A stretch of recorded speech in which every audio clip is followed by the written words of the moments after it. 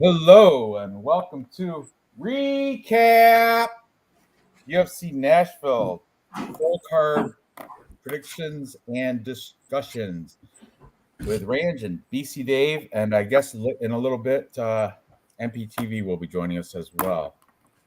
Dave, I've been at the bar since noon. I didn't get a chance to watch anything. I don't know who missed weight. I don't know anything about the weigh-ins. Shame. Couple boxes of shame, but I think almost everybody made it. I have to check the stats here. We'll go over it.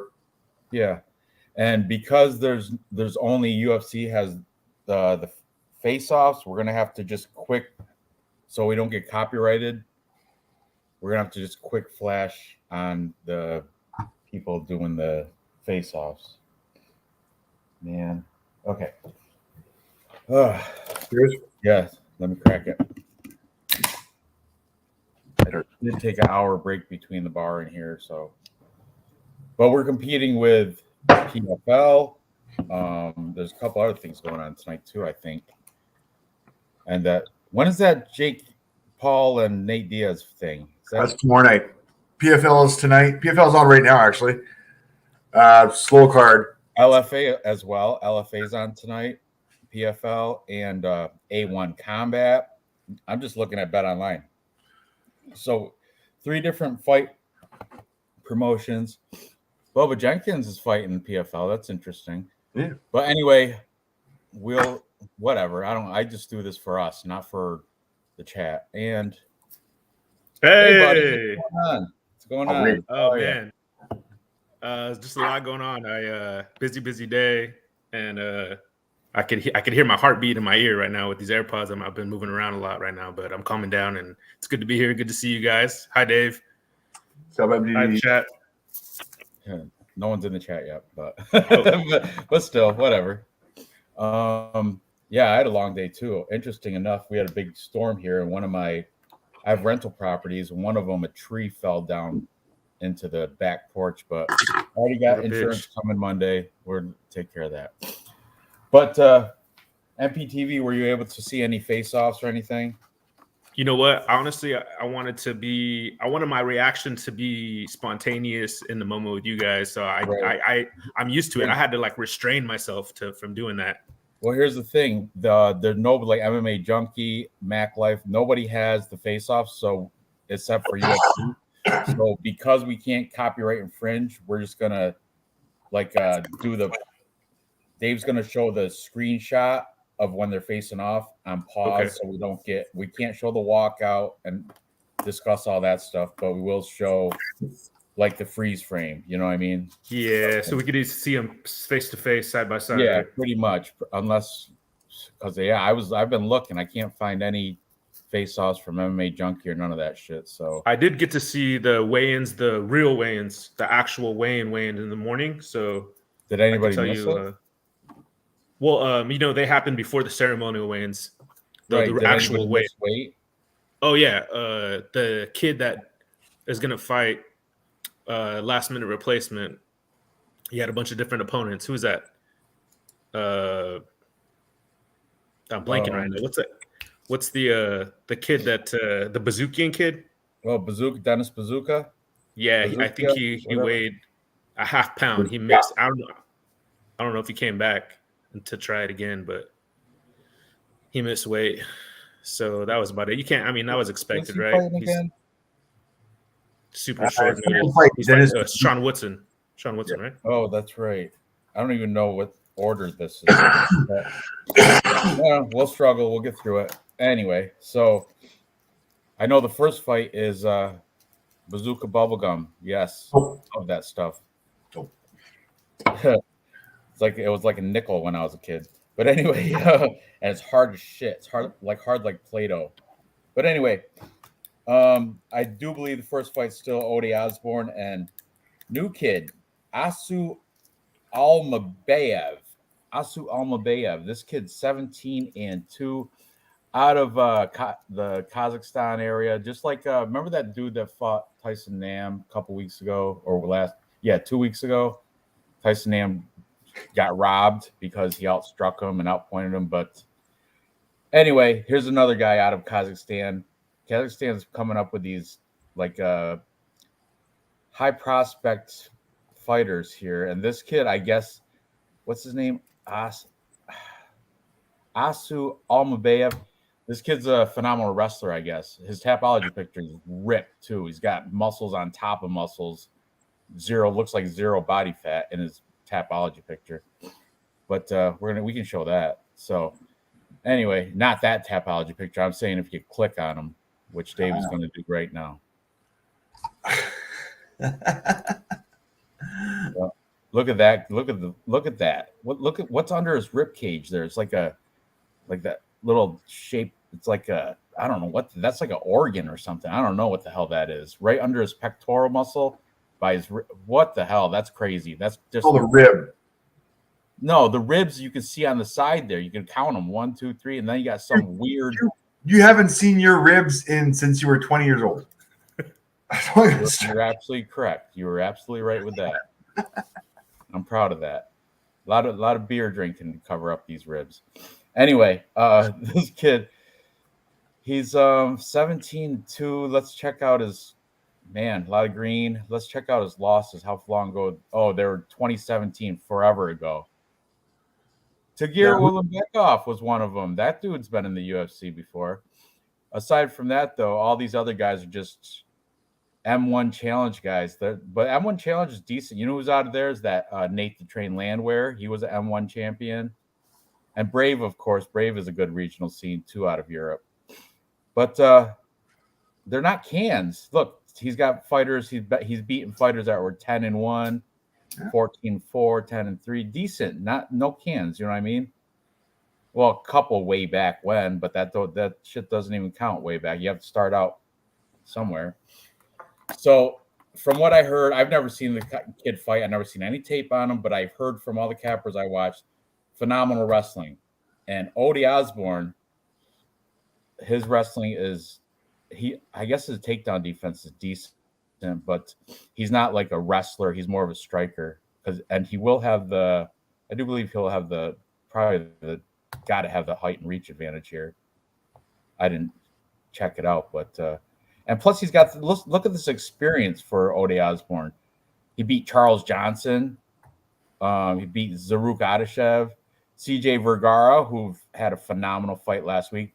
Guys, last week I won Tapology for Goat Milk, the MMA holes. MMA, pretty good. Yeah, I did. Congratulations, Ranj. I went 10-1, and you know which one I lost was the one I changed it on the show, but I didn't. Flowers change it in. Yes, I picked that stupid Flowers dude to beat Jake, whatever, Jake Matthews. I seen that. That's crazy. And Dave tried to talk you out of that. And I did. He did, but I never changed it on Tapology. So on Tapology, hell no. Doesn't matter. Doesn't matter. I still. By the way, he did come in first financially.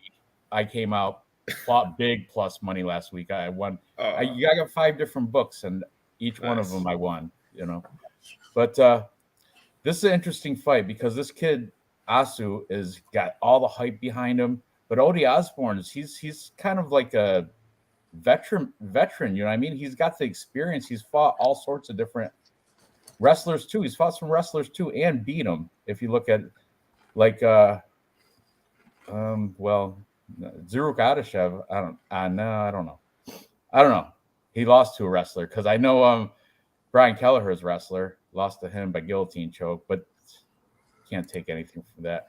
Man, I don't know. I heard the wrestling is phenomenal on this Kazakhstan kid, the newcomer, but Odie Osborne, striker versus wrestler. And I always side with the wrestler. That's just how it's been going lately.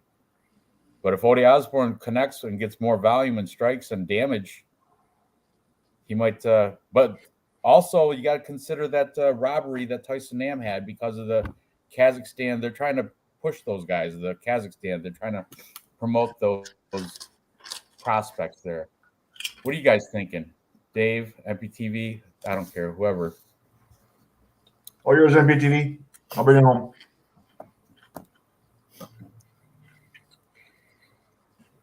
I got Azu all the way, 100%. I love Odie Osborne. He's like a good dude. I went on his Instagram, and I seen he's like helping the community and everything, and it kind of just makes you want to root for him. But at 125, his gas tank tends to fade, and Azu, that's one thing I noticed during the tape studies. That man has a gas tank. He has an amazing gas tank. He trains hard. I went on his Instagram. He was doing mitts with Henry Hoof, and that dude's a genius. Is that Azu, Dave? Yep. Yeah, that's him. Yeah, and so right there, that was what's his name? There's Ode. There's Ode. Yeah. So I got Azu just to keep it simple. I think he wins a decision because that's how he wins a lot of his fights, most of his fights. And I think Ode is a tough opponent. I think he'll hang in there, but I think he's just going to lose 2 and 3. I don't see Ode lasting it. And Ode is kind of scary because once he does, gas at 125. Was it Manel Kopp that really just like he won the first round against Manel Kopp, and then the second round I think is when Manel Kopp knocked him out. A flying knee. Yeah, he just looked like a different human being. And Manel Kopp's amazing. And I'm not saying that this kid right here is Manel Kopp, but I mean once your gas tank goes, it leaves you so defenseless and vulnerable. So I got to go with Azu for at least by decision. That's my pick there. Dave. First UFC fight against Ode Osborne, who's got the experience. I can't believe this Azu guy is a favorite. I realize you guys are all heavy leaning on him. Have a look at him in the face-offs. Looking 5'7" versus 5'5". Okay, maybe. No, that's not right. Look at. I think Ode has more than 2 inches on him. I think that's at least more. There's more than a couple inches on there. But this kid's a wrestler. He's going to take it to the ground anyway. He's going to get a takedown. I realize that, but you got an unproven guy who's coming into the UFC. I would not be laying heavy money on this guy at all. I might pick him on my Tapology, but I'm leaning towards Ode Osborne just for the experience. It's a really hard thing for me to put any money on. Well, what are the odds? Fighter who's never fought in the UFC before. Sorry, I hear you. Debutants suck to put money on that because you're sweating the whole time. And you look at UFC record. And I realize the other guy's a good striker. Asu's a good striker, but I mean, Charles Johnson, Tyson Nam, Adeshev, Vergara, Cap, Rivera, Brian Kelleher. I mean, you learn off these losses too, compared to this guy who I've got no. I appreciate it. Except for Tajir Ulanbekov. That's the only name I recognized out of all that, and he lost to him. Yeah, and that was way too long ago to even consider it. So, I mean, I appreciate this guy. Rear naked choke, decision split, decision. He knocked this guy out. Okay, so he's more of a choker, decision guy. I get it. I can't pick him. You know what we have to do, Dave? Instagram. Let's check. Yes. Let's check Azu Almabayev's Instagram. Yeah. Let's see if he's got anything. That might change your mind, Dave. I changed my mind, Dave. It was looking at his IG. How the fuck do I spell his last name? Hang on. Give me a second. Well, you can do Ode first, and then you know what happens? The algorithm will next do Ode Osborne, look at his real quick, and then the next, it'll come up because the algorithm shows, oh, you're looking at fighters. That's what usually happens. Oh, there he is. Here's your boys, weigh-ins. First time I don't see any training. I see a pose at the gym, but I don't see him hitting pads, nothing. Look at this. This is the first time he's ever signed posters in the UFC. He's wearing his UFC Venom walkout gear. Oh, loves it. First time. He has States. I think he's got some crowds, though, in Brave and M1. I think he's won some. He's seen big crowds. He's the regional Brave and M1 challenge are. M1 challenge is rough. That's Russian. That's the Russian scene. This is your first UFC experience. I see. Okay, one training video here. Oh, look at those out. They're not even. They're just power body shots. Okay. I don't like it. I don't like that. Okay, and he's a midget. Oh. All right, so we got some power body shots. Oh, he's on the Russian or Kazakhstani Jimmy Kimmel TV show. Is that the Kazakhstani and Jimmy Kimmel? It looked like him. Exactly. Yeah. Yes, sir. Look, he's got the carpet on the wall. That's wall-to-wall carpet right there.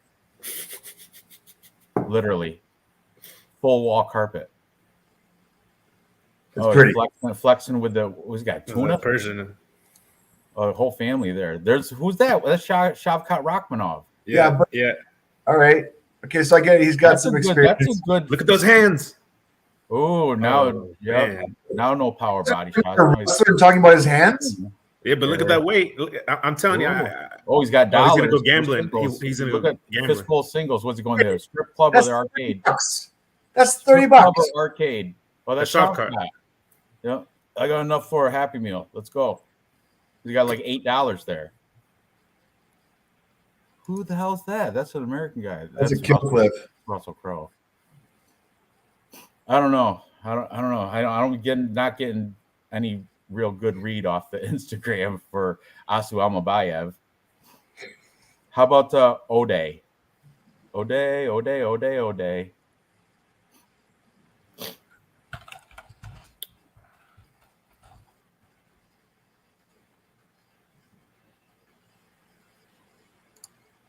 At least we got some training fights, some training video.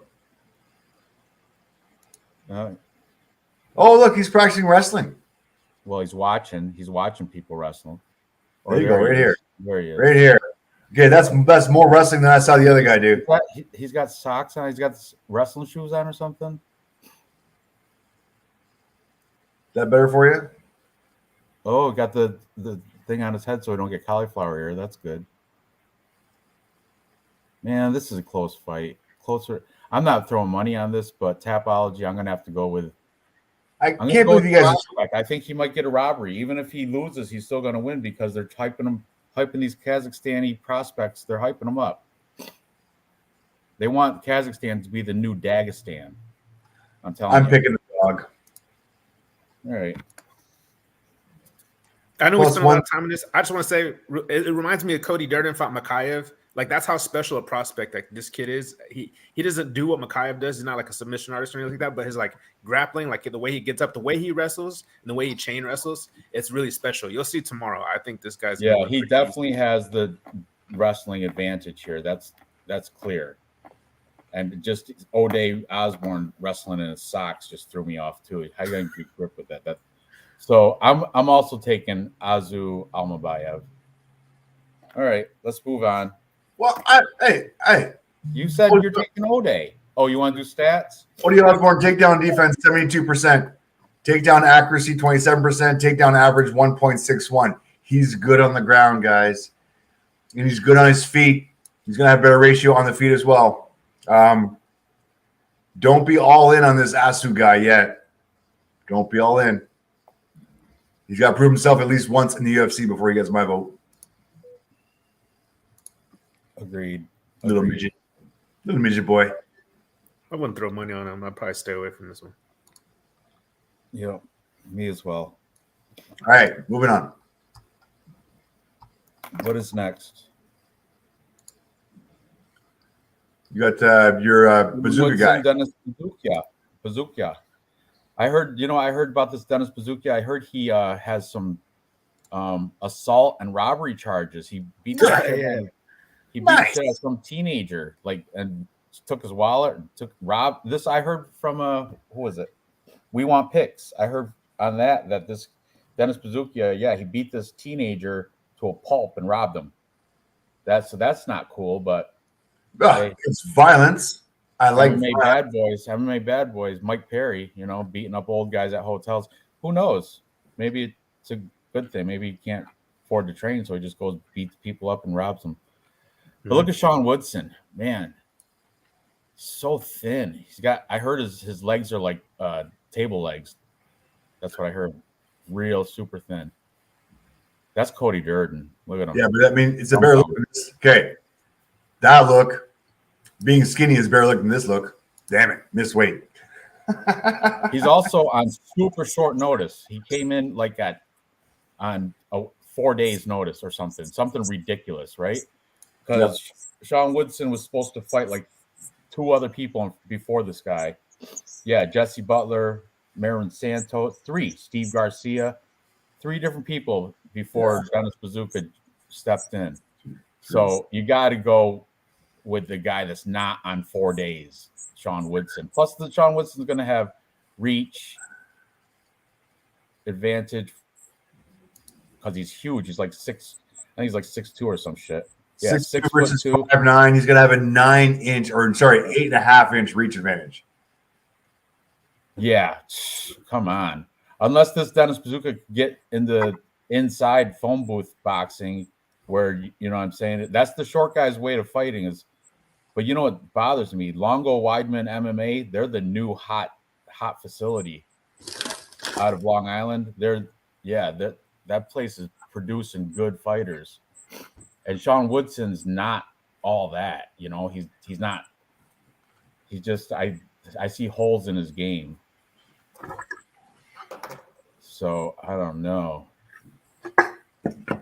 I might if Dennis Bazooka wasn't on 4 days notice, I might take him, but I'm gonna have to reluctantly go with Sean Woodson. He coming off a draw against Luis Saldana. Luis Saldana's not that good either. He beat Colin Anglin. He's nobody. Yusef Zalal. That's a good win there. He lost to Juicy Julian Erosa, Juicy J. What are you gonna do here, Dave? You gonna take the underdog again? You gonna take Bazooka, the Great? Why would I take no? I'm taking the UFC veteran again against the unproven first-time UFC fighter. I'm going to do it every single time, guys, unless there's something that's going to blow me out of the water on a new fighter that's coming up the series. UFC experience. There's no way Jesse Butler has anywhere near the caliber of experience that Sean Woodson has. We're not talking about Jesse Butler, Dave. Dennis Bazooka. Oh, sorry. Same thing. Honestly. Same thing. Yes. Same thing. Fucking nobody. This is my problem. He's an absolute nobody. He's going to be coming in on 4 days fucking notice, coming against a UFC veteran. He's not going to have the height. He's not going to have the reach. He's not going to have the repertoire of experience to get onto. I mean, if you really want to look at, let me see. We got some stats for Sean real quick. I'm not going to have any. I'm not going to have. Oh, I do have one. I've got 2 fights for Dennis because he's fought 2 times in the Contender Series. Sean Woodson, 5.55 strikes landed per minute versus 3.53. Strike absorbed, 4.26 versus negative ratio, 4.70. Dennis Bazooka does have some takedown advantages here, but Sean Woodson's also going to be the taller guy with an 82% takedown defense against actual fighters, not against monkeys. This 8-inch reach advantage is going to be insane. Absolutely insane. I don't see it going any other way. I'm not taking. I agree with you. Talk me out of it. Come on. Real news. There's nothing to say. You guys hit everything I was going to say, really. Honestly, Sean Woodson started a light heavyweight, fought at middleweight a few times. Now he's going against a small featherweight. I mean, it's not really fair. I got Sean Woodson all day. I think he's going to possibly KO in the third because the guy looked pretty rough on the scale. He's probably going to run out of gas. Woodson's going to be there with his punches. 46-3 amateur boxing record. And he's got decent stand-up. I mean, takedown defense. So I think it's going to be a tough night for Dennis. But he's a good fighter. I think he's the better fighter. Just I think Woodson's too big. What's that money line say, Dave? So we don't even have props on this fight because it's so short notice. The only thing I have is Sean Woodson at -175 and Dennis at +150. Oh, that's Sean at -175. That's a parlay piece, kids. And I'm really surprised that Dennis is at +150. I would probably have him at +300. Agreed. Beautiful parlay piece. Cheers, fellas. Gentlemen. Oh, wait, got some Coronas? There Cheers. you go. Oh, yeah. This is rare for me, guys. I got this off my mom. Oh, your mom's came and helped you out to be an alcoholic? Congratulations. Oh, man. It's the best thing she probably did for me. I remember being 14. All right, let's see what kind of video I've got on these guys. Want to see face-offs? Let's hit some quick little face-offs here. I'll try and skip to it without having any walkouts. He does look good in the walkouts. So, Sean, here we go. Right about here. Here's your midget boy. I mean, even with that hair, he's still short. And look, the Dana White thing is looking at the winner. He's already. He is. I can even see Sean losing the first round because this guy was a good wrestler and he may take him down, but his gas tank's going to be shot after that first round. I do appreciate the really nice Casio. What? That looks like a Folex. It's a Casio. Is it? It's got the typewriter or the calculator on it. It's Timex. Takes a lick and keeps on ticking. Yeah, there you go. The Timex. He robbed that from a 17-year-old kid when he took the wallet. That's the watch. Look at Dana White didn't even break the gaze with Sean Woodson. He knows. All right, so we're all in agreement there. That's good. Yeah. All right, up the card. Get that right off there, Dave. You can fuck around with that though. Yeah. Next up the card Ranj. on tap. Yeah. I don't know who's in the chat right now, to be honest with you. I'm kind of just hanging out. But we all did like really well. The people that come every week, there was 50 total entries in Tapology League. And like 10 of the guys that come to the chat, basically everybody, they did really good. Ice Viking, Real News, Anthony W, you, MMA Jesus. Yeah. You know what's fucked up? Goat Milk has like way more people in their contest. I got first place. Our chat, I got second. I didn't get first. That's how good we are. Yeah, that's how good we are. And guys, by the way, that Murderers Row Tapology has just crested 100 people, and these are out of the 100 people that are in there. You got all the YouTubers, all the top MMA pickers. All the like you said, Ranj, congratulations for winning the Gold Mill one. You came second in ours. Yeah, I know. What do you get, Ranj? Like a T-shirt at least from them? From Goat Milk? No, you get congratulations. Ice Viking said if I personal message most, there's a prize, but I didn't. Whatever. It's all good. Yeah, it's all right. As long as everybody saw my name up there, it's all I care about. Just the bragging rights. That whatever. I don't need a MMA hold. It's good for the rep. Just promo the channel, right, Dirty Reg? Yep. So up the card now. This is an interesting fight here because we got Jake Hadley, a British guy, taking on American wrestler Cody Durden. Short notice again, by the way, guys. Another short notice fight. 3 fights in a row, short notice. Who's the short notice? Cody Durden's taking this on like a week. Oh, really? Yeah, because Jake Hadley was going to fight Tajir Ulanbekov, actually. So Jake Hadley, 10-1. For a British guy, though, I guess this guy does have some good grappling. If you look at it, he's got some submissions, like triangle chokes. He's well-rounded. He can strike, and he's got some decent wrestling. Cody Durden, he was recruited to go to West Point for wrestling, but he had a kid, so he ended up getting a job instead of going. But he's been, putting it out at American Top Team in Atlanta. Cody Durden, he's a good old boy. You know what I mean? Who'd he beat? And he was like, go back or send him back. Archie Lang, remember? He beat him, and he in the post-fight interview was so cringy. He was like, send him back to where he came from, or some shit like that. And DC was like, okay. It was like borderline racist against Asians. It was hilarious. It was just really bad timing because that was like COVID, and everyone was blaming Chinese for that COVID. Yeah. And it was like a hot time to say something like that. Yeah. He knocked out JP Buys, but shit, JP Buys shadow boxing in the corner over Extreme Couture with no friends. He beat Carlos Mota, not great. Charles Johnson, that's a good win for him. He lost to Muhammad Mokaev, but that kid, Muhammad Mokaev, is a freaking beast. That kid's awesome. Yeah. Let's see. We got same height, little bit of reach advantage for White Kong, Jake Hadley. You think that's like is that semi-racist? White Kong? Is that, I don't know, that's weird. No. Maybe. No. Yeah, maybe. Yeah, because the more I think about it, the more it's racist. It's pretty racist, I think. It has to be. Jake Hadley from racism. Well, welcome to the racism channel. We don't discriminate against any racism. I mean, you got to call a spade a spade. We accept it all. Yeah. Look at his Tapology picture, the big one. Pull it up. The double middle finger. If you click on Jake Hadley. Oh shit! Sorry. Hang on. Let me get there. Whatever. You want to go Jake Hadley? Double middle fingers right there. Double middle finger. Fuck the world. And his coach in the background is just laughing. Good one, Jake.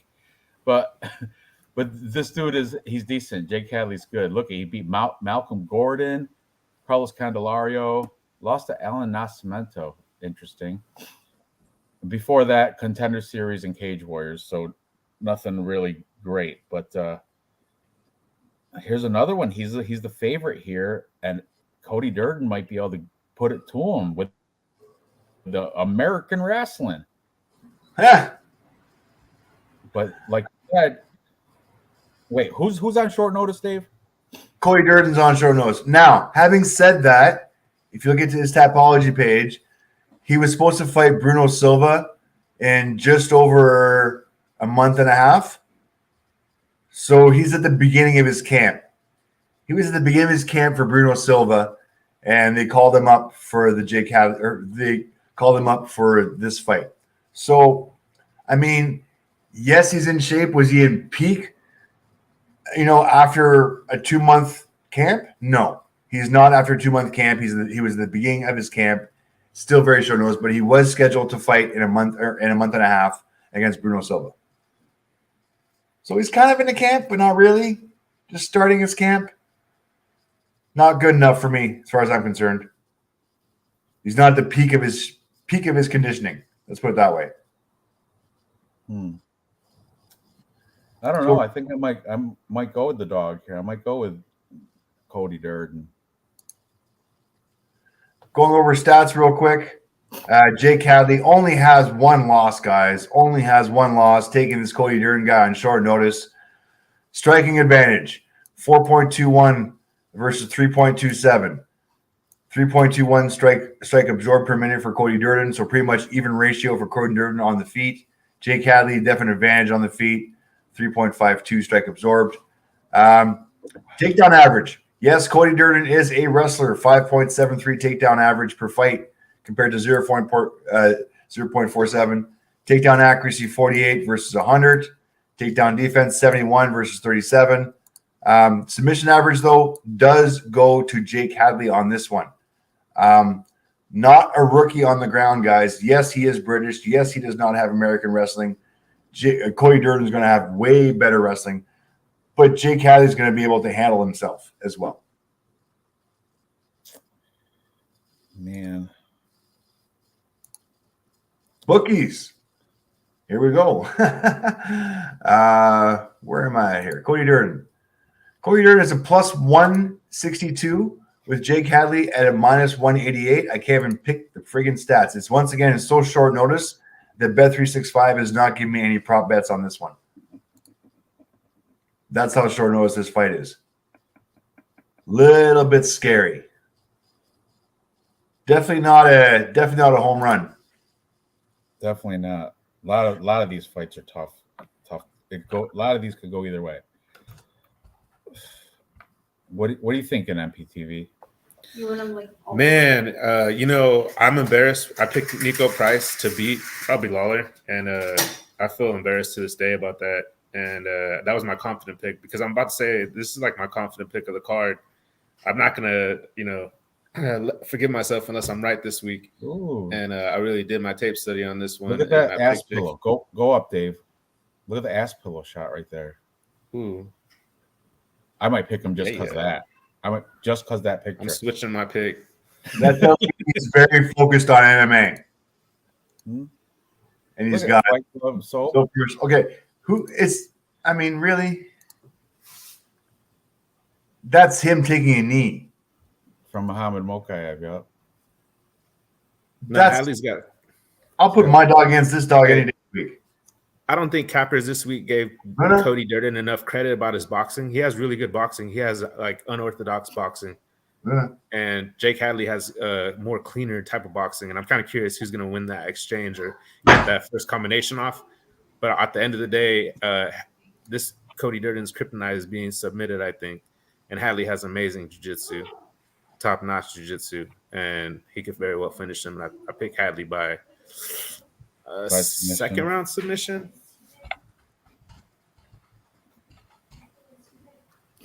So I hope you switch your pick, Ranj. I really wanted. I was hoping we'd be on the same page with this, so I'm kind of disappointed. But you know, I don't know. I'm still on the fence. Let's see. He's got two Gogo Platas. And who does that? He has one mounted Gogo Plata. It's like, this is so dangerous. You know what I mean? Like, Durden's not going to see that coming.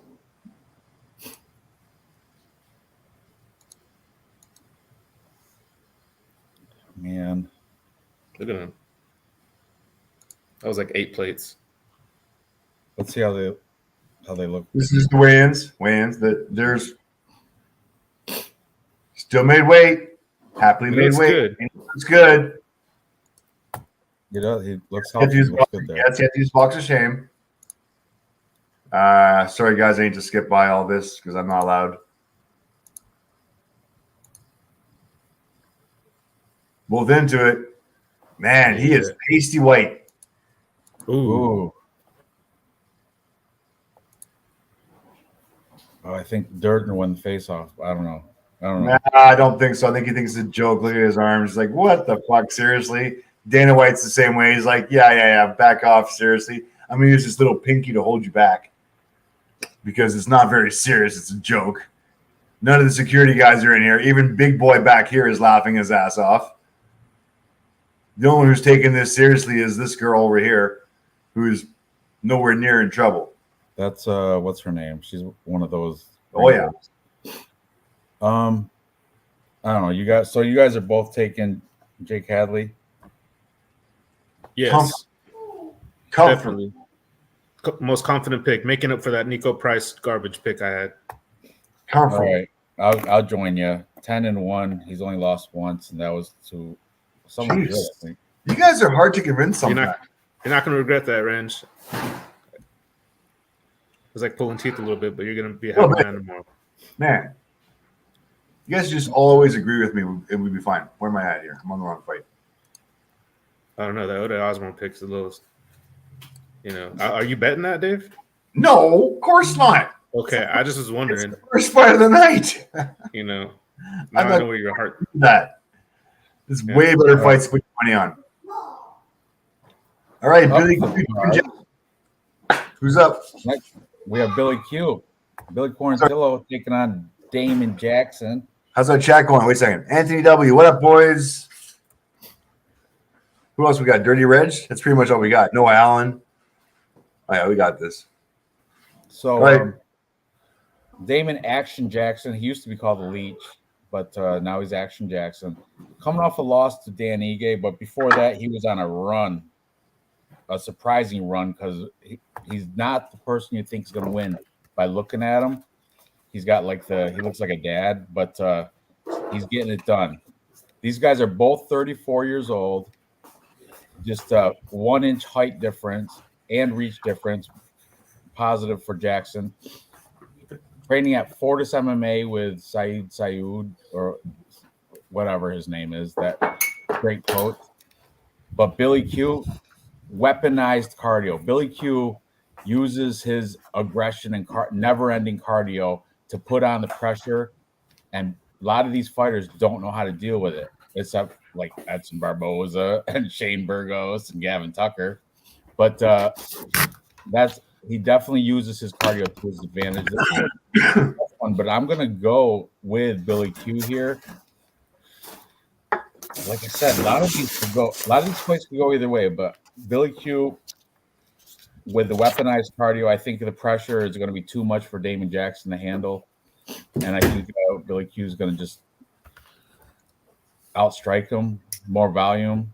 You're going to tell them about the stats anyway, but yeah, I like Billy Q here. I'm pretty. My confidence level is pretty good with Billy Q as well. Even though he's coming off a loss, I think he's going to bounce back. What are you guys thinking? My bad, Ranj. You know what? I thought I stopped my camera, but I didn't mean to don't know, distract back. you of it. But, I got Billy Q as well.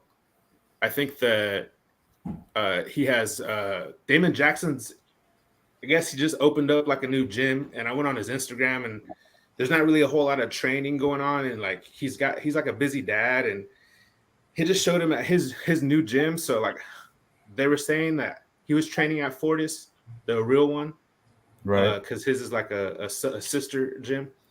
So if he's not going to be training hard, or Billy Q's main weapon is cardio, I don't really see it playing out well for Damon Jackson. He didn't look like too serious about fighting. I feel like when somebody's opening up a gym and worrying about their classes, like the literal day-to-day operations, like you're not really thinking about fighting. And I don't know. That's not gonna fly with Billy Q. I don't think, even though he has bad takedown defense. I think he'll still win. Yeah, he got Billy Q relentless forward pressure though. That's the best trait for Billy Q is his relentless forward pressure. He never stops coming. He's always right in your face. You know what I mean? Damon Jackson, he's more like he's contemplative. Like he I don't know. Let's Dave, can you see Instagram for Damon Jackson?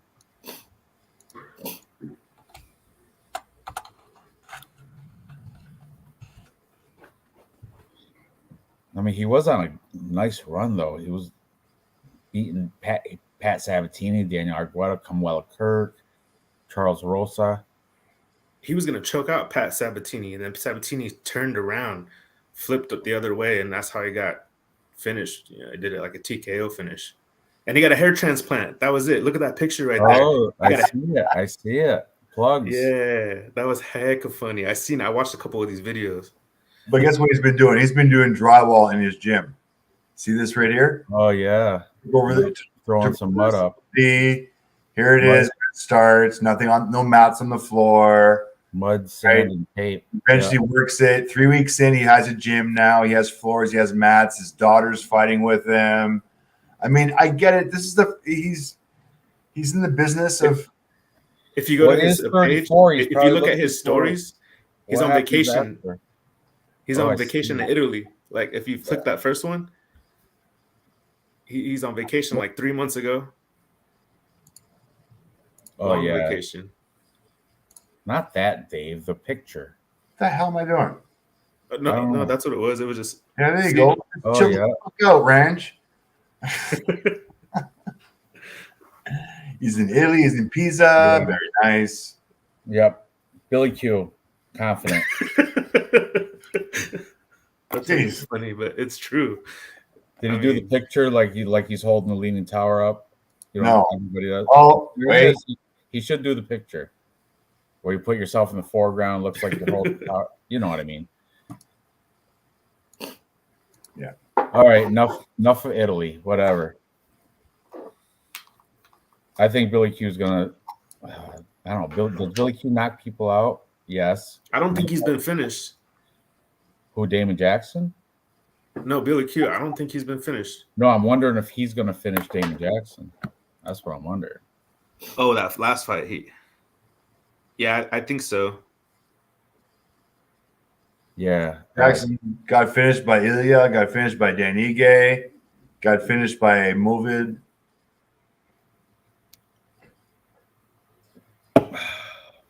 All right, we're all on Billy Q. What's he's definitely a favorite, right?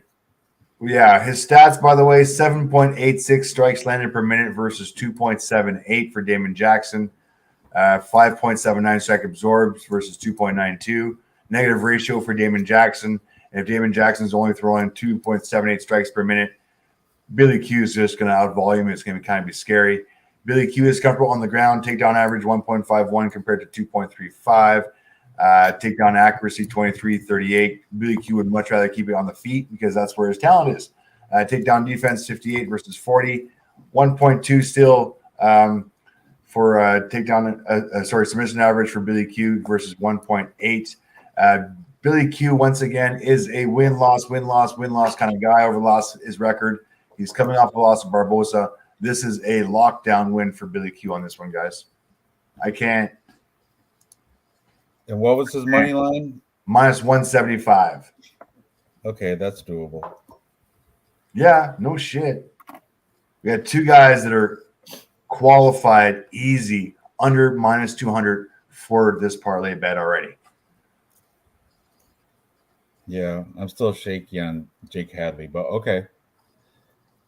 Moving on. Really, you're okay. Jake Hadley, Sean Woodson, man.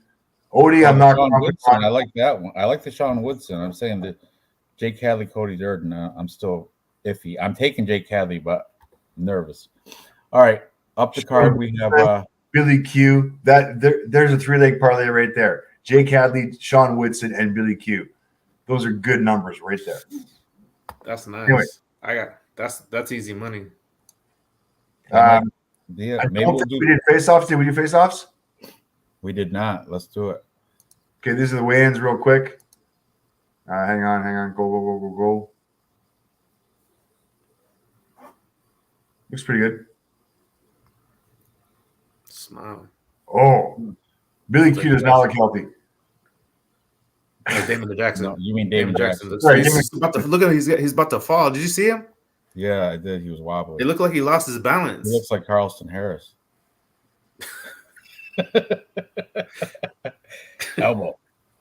Come on, Dave. You're messing up. Where the hell am I? Okay, hang on. Let's go face-offs first. I'll go to face-offs first.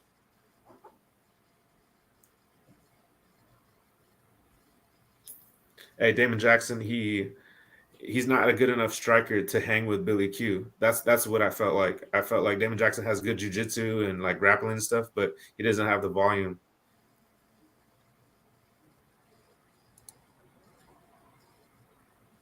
And Billy Q gets back up. If you take him down, he'll get back up.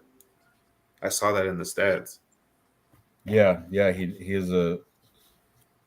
he's one of those guys. He will get taken down, but he'll pop right back up. Yeah, I like Billy Q. I'm fairly confident with it too. I'm going within distance. Dirty Ranj. Okay. Moving on. Next we have this one's tough too, dude. Jeremiah Wells taking on Carlston Harris.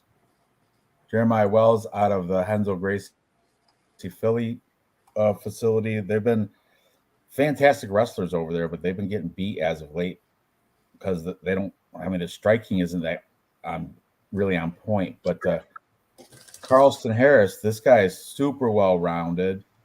Where's he training out of? Some looks like a Brazilian place, run of a cow. Carlston Harris though has got mad experience. I think even before UFC, he was beating UFC fighters on regional scene. Check it out right now. Yeah, he beat like Wellington Turman on regional scene, and who's Christian Aguilera? Oh, that was UFC. He beat Impa Kasangan. He's got some good wins. This dude. He beat Jared Gooden. Not good for him. He lost to Shavkat Rakhmonov, but that's nothing. That's not bad. But I really like Jeremiah Wells, though. Even though Renzo Gracie's been kind of on a losing streak, that facility, but he's top-notch BJJ. That's what their best trait is. And look at the people he's beaten. Matthew Selsberg, Court McGee, Blood Diamond, Worley Alves. He's got like a better resume of fighters that he's beat. And he's taken them out too. Rear naked choke, left hook against Court McGee. Worley Alves, ground and pound, round 2. Yeah, I like in this fight, I like Jeremiah Wells. I think he's like he might get outstruck on the feet, but I think he's going to take it to the ground, use wrestling and BJJ to get the win here. I might even say by submission. But that Jeremiah Wells is my pick. Next. This kind of reminds me of that Elvis Brenner versus Guram Kutalaze, where like everyone thought Guram was the better tacticianer, and Elvis is like Charles Oliveira, where he's just kind of wild and has that like crazy Brazilian like just flurry. and that's how I feel about this one here. Oh man, ugh. I'm a little bit lit, guys. My bad. Hey, can we see the face off the weigh-in? We can do everything. Where are you at, Ranch? Where you want to go? My fault. Froze right there for a second. You want to see weigh-ins? Oh shit! I'll show you face off. He loves that elbow pose. Is that like a thing? My bad. The elbow pose. My bad. I'll pick it up. No, here you go, right here. I got you. Oh, I'm not allowed to do this, am I? All right. UFC might balk at it. He does like the elbow pose, but the height is insane. Ooh, yeah. Look at Dana covering the elbow. Watch that elbow. Watch them bows. Dude, elbows are sharp and they slice. Could you imagine by accident somebody just happened to have a cut before the fight? Damn, not worth it. Dana knows. I predict a level change. Jeremiah Wells double leg takedown. Gonna pick him up, get him to the ground, submission. Hey, I just want to put my opinion out there real quick. I did a lot of tape study. I did tape study like on all these fights. So I looked really closely at Carlson. That's what I was saying about Elvis Brenner is kind of wild. And so is Carlson Harris. He has that kind of wild style. Like it's a Brazilian thing. I don't know, Gelton Almeida. He kind of has that wild style about him. But Jeremiah Wells is more polished. He's more of a tactician. That's what I noticed. Because they have both similar styles. They both can submit you. They both can knock you out. They're powerful guys. But I think if you're putting money on this is kind of a confident pick. And I like this parlay piece because it's one of those better odds ones. So Jeremiah Wells, I think it was minus 130. And I thought, it was good. It was kind of like your guys' parlay last week. You guys had, what was it, Derek Lewis? That was, plus money. So it's good to grab somebody like this who's not very expensive and put that in your parlay. I got Jeremiah Wells, guys. What is his odds, Dave? Currently, he's at minus 138 versus a plus 110, which is amazing value. I love this value on Jeremiah Wells. Yeah, that is great. Let's go over his record real quick. Undefeated in his last whole bunch of fights in over 4 years. He just beat Matt the semi, which we saw last week. Granted, it was a split decision, but he still beat Matt the semi. Big hype on semi, who got knocked out last week and I think we all called it, by the way. We all called it. Anyways, I took Semelsberger, but hey, Ranj, that was a good call on you. You had the exact round on your Tapology. I seen that. You had third round knockout, Medic. Yeah, I picked second. That was nice. Oops. Anyways, he then previous to that he beat Court McGee, who was at the end of his career, did beat submitted Blood Diamond. So he's got some submission. He's got some stuff on the feet. Carlson Harris, I appreciate you. We're talking about the number 24 ranked versus the number 48 ranked. I don't care if your nickname is Mozambique. You still lost against Shavkat Rakhmonov. Jared Gooden was your comeback fight. Not impressed with that fight as well. Let's go over the stats real quick. Carlton Harris, 4.14 strikes landed per minute compared to 2.96, so 3 versus 4. This will make sense in a second. Strike absorbs Jeremiah Wells, 1.46 versus 2.88. So these numbers are actually pretty damn close. 3 to 4, 1.46 to 2.88. So Carlton Harris is taking twice as much damage as Jeremiah Wells is on his punches. On the ground, Jeremiah Wells, 3.93 versus 3.03 with 100% takedown defense.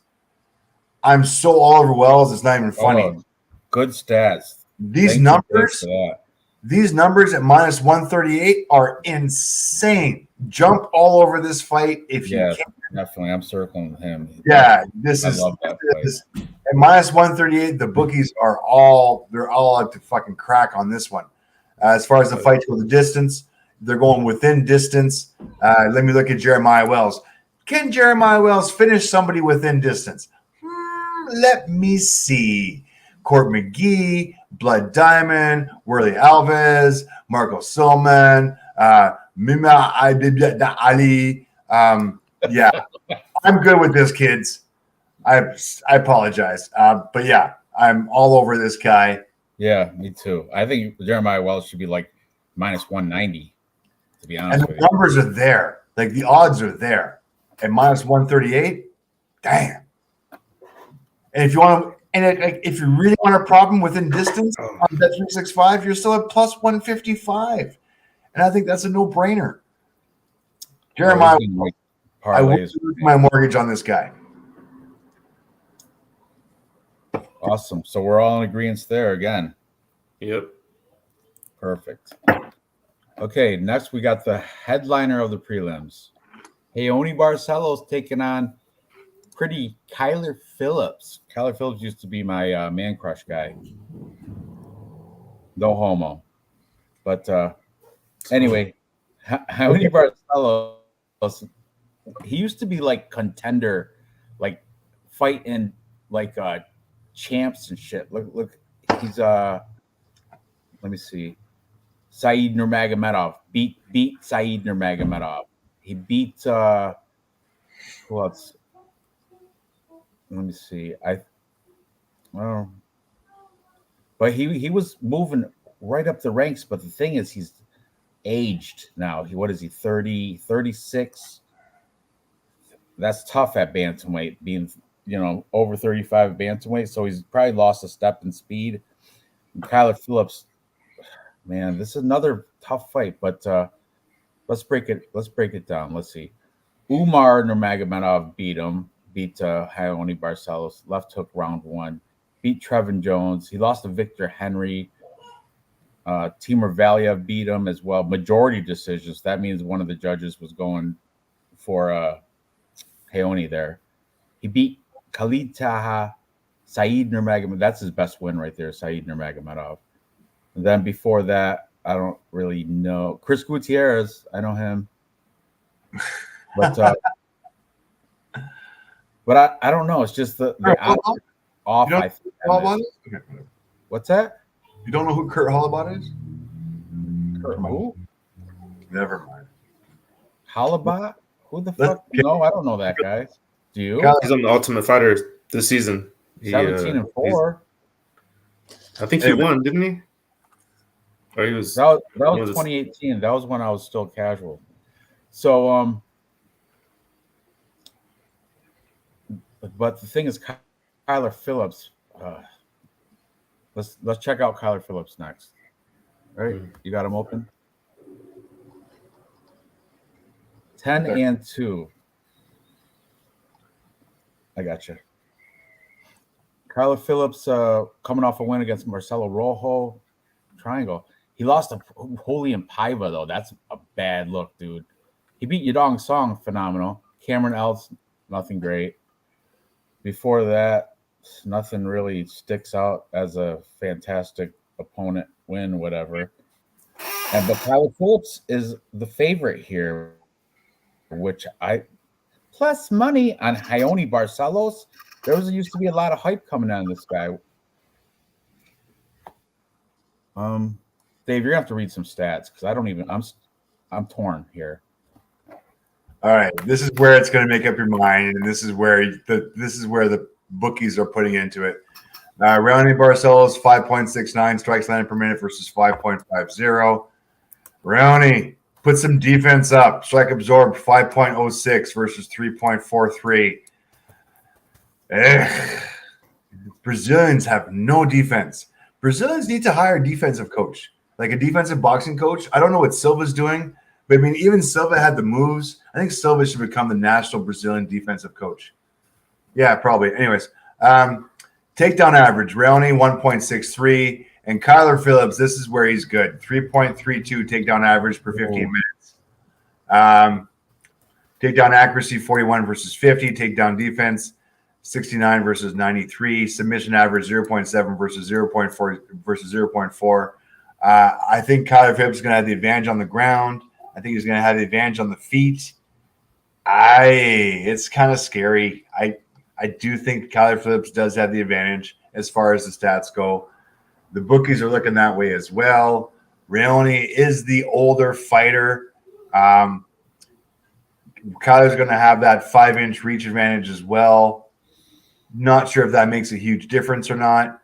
Kyler Phillips does finish guys a little bit more. I start off wanting Raoni to win as well, but after looking at the stats and after studying a little bit of tape, Kyler Phillips might have the advantage here, kids. But compared to all the other fights that I like with better odds, I mean, let's see what we got here. Kyler Phillips. Where are we? Am I just blind? It's up there, the fourth one down, I think. There we go. Sorry. Kyler Phillips is at -200. Barcelos is at +170. So far, I've got 4 fights on the card up until now that are better odds than Kyler Phillips. And the confidence level is not that wonderful. I do think he is better on the odds as far as that goes, but there's just better fights on the card as far as putting parlays on. I'm going to pick Kyler Phillips in my Tapology. I do think as far as the bookies go, fight to go the distance, no, 105, yes, 145.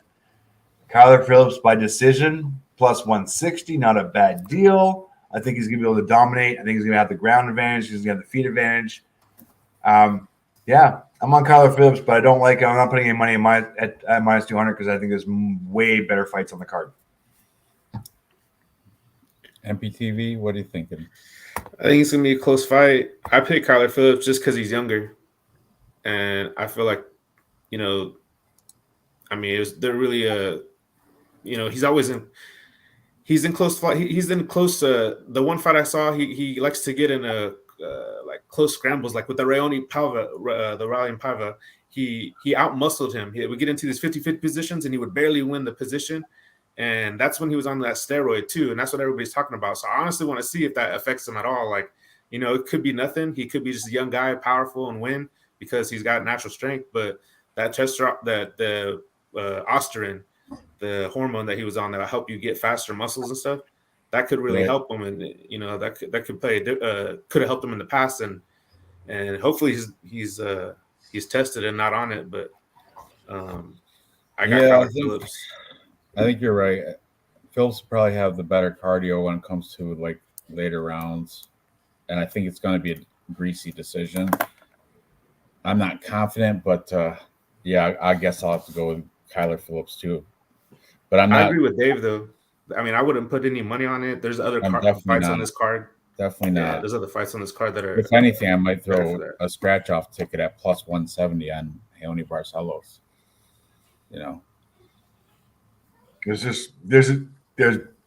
I'm so much more confident on so many other fights at better odds than why would I even test this fight? Exactly. Rose-colored sunglasses too in his Tapology. Nah. That's like kind of throwing money on Tony Ferguson at this point. Don't do it, Ranj. No, come on. It's not. I just Ferguson, you suck. To that point, it's the same shit. But yeah, I'm not touching it with betting. But Tapology, Kyler Phillips would be my pick. Unfortunately, I so want Raoni Barcelos to win though.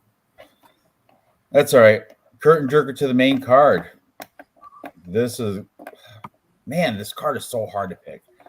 Ignacio Bahamondes. Bahamondes has a huge reach advantage, right? I want to say it's like, what is it? I can't see. 3. See that. 4.5 inches. Not much. Oh, really? I thought it was more. It's not like 7. It's not like the 8 we just had. La Walla. What's that mean? MPTV. What's La Walla? What's his nickname mean? I'm dropping the ball big time. I really don't speak Spanish at all. There you go. You learned something about me, but really? I have no idea. I'm going to rely on the 2 visible minorities that are on the screen right now. What's that? Yeah. I'm going to rely on the 2 visible minorities that are on the screen right now as opposed to the white guy. The white guy doesn't know. Yeah. Dave, I don't blame you. All right. Anyway, Ignacio, he's coming off a win against Trey Ogden. Before that, he beat Zhu Rong submission. That was a good one. Roosevelt Roberts. He lost to John Makdessi, the Bull. That dude's funny. The Bull, John Makdessi. He got like a cross-eyed. He's awesome. I love him. Anyway, and before that, he was a Contender Series where he got a victory over Edson Gomez. But Mr. Highlight, he was like a hot prospect back when he entered the UFC back in the day. But he didn't pan out because he lost to Mike Trezano. He lost to Nate the Train. He bounced back, got a split decision win over Devontae Smith. He beat Mason Jones. That's a good one.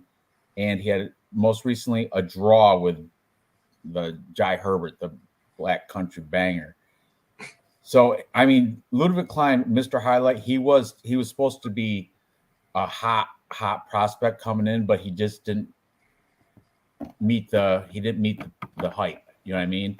Now Ignacio Bahamondes is the hype. Now everybody's hyping on him, but it's not going to be an easy win for him because Ludwig Klein, he's got fantastic. I like his head kicks and shit. I guess back when he was in the regional scene, he was head kicking everybody. I haven't really done a deep dive or anything, but let's see. Oh, the height 6'3" for Bahamondes, 5'7" for Ludwig Klein. That's where the big advantage is on the height there. That got long, reachy legs. If he keeps it outside, he can point fight his way to a decision over Ludwig Klein. That's what I'm assuming is going to happen. But yeah, I'm going to go Bahamondes. I don't think he's going to get a knockout. Does Ludwig Klein get knocked? He gets submitted, right? He gets submitted in decisions. What we got, Dave? Let's see. You want to go over Ludwig Klein's knockout record or his 4 losses? Let's look at it, yeah. All right, his 4 losses are Nate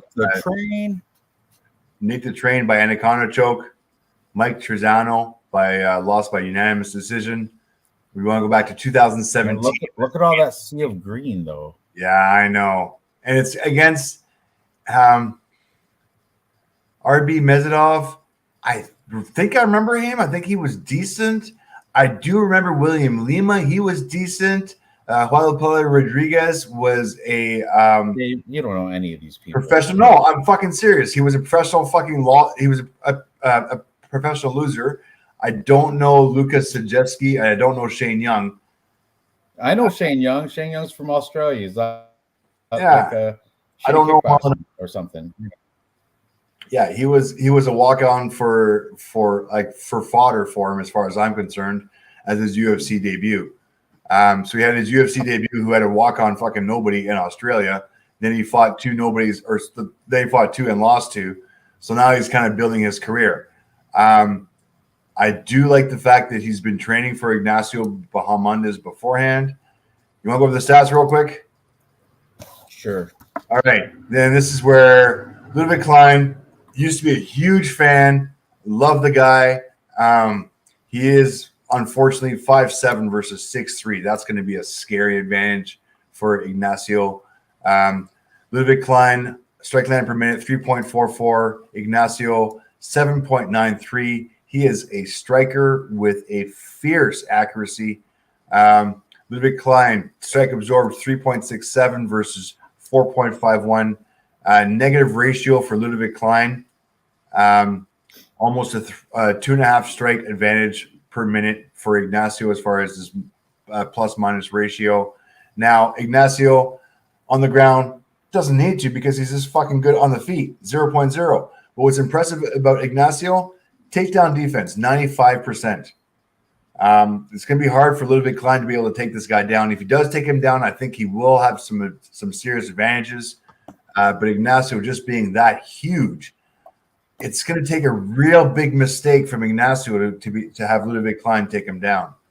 The way that I see it, even in the as far as the bookies goes, where am I here? Ignacio, yeah, he's a minus 220. Not great odds as far as I'm concerned. I've seen better odds on the card as well. Fight to go the distance, yes, minus 130. Ignacio can play it safe. He can stay on the feet. He can tag him up. I think he'll be able to stop the takedowns just with his height and his reach advantage. Ludwig Klein is going to need to be able to push him up against the fence and bully him up against the fence. Once he's up against the fence, have to change levels, go down. it's a lot of work for Ludwig Klein to be able to take this guy down. It's not going to be easy. He's not going to be able to just fake a leg kick and shoot for a knee. The wrestling is not in Ludwig Klein's background.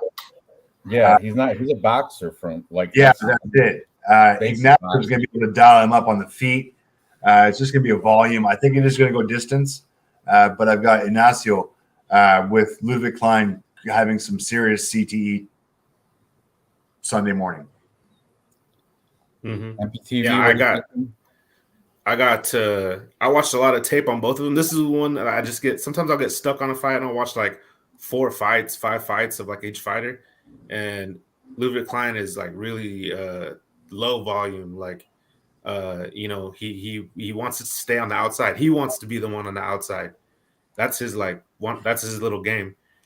And Ignacio Bahamondes is his superpower. So the thing he does the best is staying on the outside, keeping the distance. And like, if that's the way the fights is gonna go, then there's no way. Like Ludwig Klein's gonna have a long night at the office. You put it that way. It's a long night. Yeah, right. It's a perfect wording. Long night at the office for Ludwig Klein. Yeah, Ignacio Bahamondes by decision. CTE Sunday morning, Klein. Unanimous. That's a good parlay piece. Awesome. All agreed on Ignacio. Again, we're all agreed. Okay, moving up the card. What? Better odds still. Is it better odds? I mean, he's like at minus 220. 225 or something, right? Minus 220. Yes. 220. I'm confident on this one, though. Yeah, that's a moneymaker, though. Yeah, you gotta kind of give something. I'm also pretty confident with that, too. Okay, have we taken any underdogs yet? No. Well, Odie Osborne for Dave. That was it. All right. We might get an underdog here, maybe. I don't know. We got the Canadian, Tanner Boser. Dave loves Tanner Boser. Canadian. Taking on Alexa Kamur. Alexa Kamur used to be a Golden Gloves boxing champ when he was in his younger days. But Alexa Kamur is also on he had a huge long layoff. I think it was like 2 years or some shit like that, from what I heard. Guess who's and back? I do remember him. I remember his last fight, and I lost money on it because I had him beaten Nikolai Negomereanu. He lost to William Knight too. That's horrible. But he had a flying knee against Fabio the Water Buffalo Charant, which that was awesome. I remember that. That was the Contender Series. Beat Justin Ledet. Then 2-year layoff off a loss. But Tanner Boser, the bulldozer, he's 1-4 in his last 5. He's coming off a loss to Ion Cutelaba because Tanner Boser used to be the heavyweight, but he was like one of the lighter heavyweights. He's like the 236 or something. So he dropped down, fought Ion Cutelaba's first fight at light heavyweight, and he got trounced, ground and pound. Before that, Rodrigo Nascimento beat him, split decision. He beat OSP over in St. Preux. That's good, by knockout too. Prior to that, Ilir Latifi and Andrei Arlovsky beat him. So, man, does Tanner Boser have it in him to take out Alexa Kamur? Alexa Kamur, big question marks. What's he been doing 2 years? Nobody knows. But for some reason, Tanner Boser is the slight favorite here. And I'm assuming it's because Alexa Kamur is coming off 2 losses and he hasn't fought in 2 years. So, man. But I will add Alexa Kamur, main training partner for Stipe Miocic over in Ohio. Yeah. So I suppose that's a good thing, right? I don't know. I'm going to have to go with the Canadian, though. I don't like taking all favorites, but I have to go with Tanner Boser. Just because the layoff, the 2 years of question marks on Alexa Kamur and coming off 2 crappy losses. William Knight, come on, So I don't know. What are you guys thinking on this one? Real news, all yours. All right. So on the spot. Tanner Boser looked the best at the weigh-ins today, in my opinion. He looked amazing. But I noticed something in his stats that like to me, I basically have all the favorites except for this fight. That just tells you who I got. But Tanner Boser, I noticed that he's never attempted a takedown or never got a takedown before in the UFC. Oh, Alex Kamara wearing glasses. Smart, Yeah, good fight IQ. He's a librarian. But I noticed that I counted up his control time. He had like 9 UFC fights, Tanner Boser has. And he's only had like 1 minute and 57 seconds of control time. Like if you added all the control time up. So I don't even know what type of fighter he is. Like, you know, it's crazy because he's not a grappler. I think it's kind of like he's brawler. Like I think he's like brawler, I guess right? he's a brawler. So I could kind of see him doing that. Typology says foundation styles karate. Ooh, taekwondo. I got Aleska. I feel like this is the best fight you could possibly set him up with because he's a boxer, right? You mentioned it that he's Golden Gloves champion. And if Tanner Boser's not going to take him down, or if that's not his game, and you know they're going to actually stand there and punch. I feel like Aleska, he's like low volume, but he picks his shots because I watched when he does win, it's like one shot and then two, and that where he gets the win. You know, I don't think he's won in the UFC. He's got a nice win over Philip Lins. That's a good win. That's for Tanner Boser, right? No. Yeah. That's for Tanner Boser. Yeah, what's his name? Aleska doesn't really have any good wins over anybody. Justin Ledet, I don't even remember who that was. Fabio Schrank, I remember who that was. Justin Ledet. The reason he lost to William Knight too is because William Knight took him down 4 times and controlled him, which Tanner Boser's not going to try and do that. So this is like my only dog I have on the card. I think you're talking me into it. I think. I could see him brawling and bullying him, but I don't know. I think Alexa's got to have some kind of footwork. Dave, we're gonna have to look at Alexa Kamara's Instagram. We got to. Dave, what you got? You obviously have It's your turn, buddy. I do as I'm told. Well, and you have the floor too. I have the floor. Why would I have the floor? Are you on Alexa's Instagram? All right, here we go. We got some boxing fight. We got some boxing. We got him hanging out with his girlfriend with the glasses. Oh, that's kind of douchey. I won't lie. I'm not impressed. That's a little bit douchey for the picture. Okay, good to see his boxing. Fucking huge legs on him. Jesus Christ. No, look like Aspinall legs. Fucking legs are gigantic. More touristy shot. Apparently, he's in Greece. Looks like the Mykonos. You could tell that from that picture. That's good. Okay, how close was I? Oh, getting down in nightclub. Let me go into this. Where are we? Are we in Greece or not? We got to be in Greece.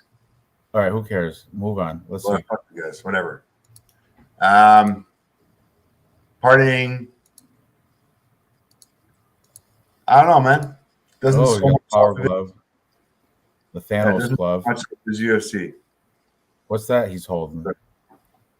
Apparently, he's got a mouth guard that he's promoting. Yeah. Lots of pretty boy shots. Everything's very manicured. Yeah. The hair is always done. Once again, hair's always done. Lots very pretty. You know, you're not going to post anything that looks bad on Instagram. Seriously. Boser's a strong dude, though, man. It's hard to say because he beat OSP. You know what's funny? I can't even find Tanner Boser's. Oh, you know why? He quit.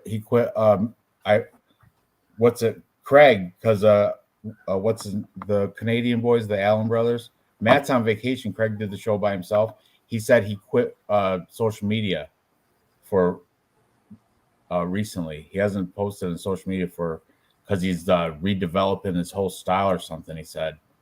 And I guess from what MPTV said, he looks good in the weigh-in. So he looked the best. I mean, he was like almost like Derek Lewis. Oh, you got ab. Well, he did drop from heavyweight to he lost, shredded like 25, 30 pounds. Oh, look at him. It does look good. Finally, you're fucking hitting my point. This is a fucking heavyweight fighter, motherfuckers. Look how good he looks for a heavyweight fighter who used to fight at 260 pounds. Really? I think I'm just picking Cameron because I want to pick a dog where you feel guilty almost if you pick all favorites. I'm gonna have to switch back. That this guy has, the power that he has, the amount of steroids that he's fucking pumped into that mullet over the years. I switch back. I'm switching back, Ranj, Dave, everybody chat. Look at the thickness on Tanner Boser.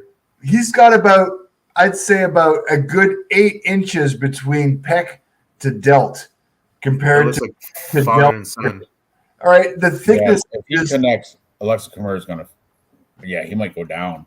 Like, this is a heavyweight fighter, guys. A heavyweight fighter who somehow fucking cut weight and made it to 205. Well, that's because of small light heavyweight. That tells me this motherfucker's been in the gym. And if he's been in the gym, considering his repertoire and his experience, the fact, I don't care if he's been in and out of the UFC. Yes, he's got a bunch of losses. Yes, he's still a great name. He kicked ass in Bellator. He almost won the $1 million. He did, yeah. What's the odds on him? I think it's kind of close, isn't it? Yeah. Minus 150 for Tanner Boser. Alexa is a plus 125. I am not minus 150 confident on Tanner. I'm more than 50-50. I'll go minus 100. But yeah, I got to go with my Canadian brethren who's coming down from heavyweight, who has a ridiculous amount of experience. Let's have a look at their stats real quick. And I don't know if these stats are okay. Ovid Saint-Pierre, that was a heavyweight fight. Latifi, Arlovsky, that was heavyweight as well. Okay, so these are all of the fights, regardless of weight classes, which is good to know. Tanner Boser, 4.17 strikes landed per minute versus 4.78. Strike absorbs 2.47 versus 3.15. Better striking ratio for Boser on the feet. Takedown average 0 to 0.59. Takedown defense 61% to 50%. Takedown accuracy for Kimmer, by the way, 25%. Not going to be taken down. But I just want you guys look at the history that I've got for Boser on his stats. Kulaba, Nascimento, Ovid Saint-Pierre, Latifi, Arlovsky. Are you freaking kidding me? Those are the names you're going to throw in the ring with this guy compared to Charant, Ledet, lost to Knight, and lost to – not even the same ballpark of the – not even the parking lot of the ballpark for this guy. Tanner Boser all day long. I'm with you. I'm off the fence. I'm in Canada. Me too. I'm also in Whistler. All right. I rant way too much. Who's next? I love that. No, I went, and then it was you went. We're on schedule. I just switched my pick. We're all in agreement there. I know I did. I seen the face. Hey, this is my mulligan. This is my Derek Lewis. I'm switching to Tanner Boser for sure. How did anybody not pick Derek Lewis last? Like, who did not pick Derek Lewis last week? What a fight! I don't know if you guys can rewind the video to last week's video and my rant on Derek Lewis, but similar to the one on Derek Boser on Tanner Boser. Yeah, looking great. Looks fantastic. All right, another Canadian. Next, we got another Canadian, Gavin Tucker. Also, long layoff. I think it's been like 2 years for him too. Taking on hot prospect Diego Lopez, coming off a nice loss where he was a super underdog, short notice. He was supposed to get wiped out by Mozar Evloev, but ended up going to decision where he had a good showing in that loss. But Gavin Tucker, the governor's beaten some decent competition. He beat Billy Q. He beat Justin James. He beat Sungwoo Choi. I mean, Gavin Tucker's got it in him, but 2 years and 4 months was his last fight. It was a loss to Dan Ige. And he's 37 years old at featherweight, which the Diego Lopez 28. Tough, another tough one, but and this might be the dog spot because Diego Lopez, he's still new. He hasn't to me, he hasn't proven himself. People are giving him hype on his loss, but it's a loss is a loss is a loss. Yeah, Movsar Evloev was supposed to wipe the floor with him, and because he was literally on 3 or 4 days notice or some shit, and he showed up. Diego Lopez, he showed up and he made it to decision, and that's what gave him props. But Gavin Tucker, he's been there. He's been there for a while. Let's open it up, Dave. Open up Gavin Tucker. Governor. And he's from north of me. He's from my side of Canada, Nova Scotia, Newfoundland and shit. Let's see. Look at he lost to Ricky Glenn. Okay. Before that, Sam Cecilia. And I mean, no big names except for recently, Sung Woo Choi is fantastic. Justin James, fantastic. And Billy Q, fantastic wins there. Man, I think I might have to go. This is my dog pick, I think, because this Diego Lopez, I mean, he's unproven still. He's shown me a good loss, but who's he fought? Let's see. A lot of grappling fights in there. That's good. He lost to Joe Anderson Brito. I mean, come on. How is this guy the favorite here? Because of the 2-year layoff? I'm Gavin Tucker. I'm going Gavin Tucker, I think. I'm going with this. Here's my first my underdog. What are you thinking? I was super on the fence with this one. This is I still right now in this second having trouble with it. And I've watched fights. I went back and forth. They both do grappling tournaments. They both are fluid in their jiu-jitsu and they make it look real easy against other people. So it's when you see that, it's how are they going to look against each other? And then if they're so good at grappling, maybe this is going to be a stand-up fight, but they both can kind of box a little bit. They're very similar, except one guy's younger, one guy's older. So I'm going to go. I mean, I know that certain older guys with skill are going to beat the younger guy always. Like when you put Jim Miller up against somebody who's younger, I know that Jim Miller is going to win every time just because he's so skillful. But I still big height and reach discrepancy too. I see. I'm just going to go with the younger kid on my Tapology. I'm sorry, guys. That's right. My honest opinion. I wish I could. I feel like I'm not. I see Dave. I think Dave's going for Gavin Tucker, but I got Diego Lopez. I'm gonna say decision. I don't think he's gonna get the submission, and I don't think he's gonna knock him out. A year and 9 months ago, Nate Richardson beat him in Fury FC. Just saying, Nate Richardson. Nathaniel. Yeah. Then he bounced back, beat Kenneth Glenn. That's Ricky Glenn's cousin, his slow cousin who got Down syndrome or something. And then then he beat Angel Rodriguez, and then he lost to Moses. He's unproven, this kid Diego Lopez.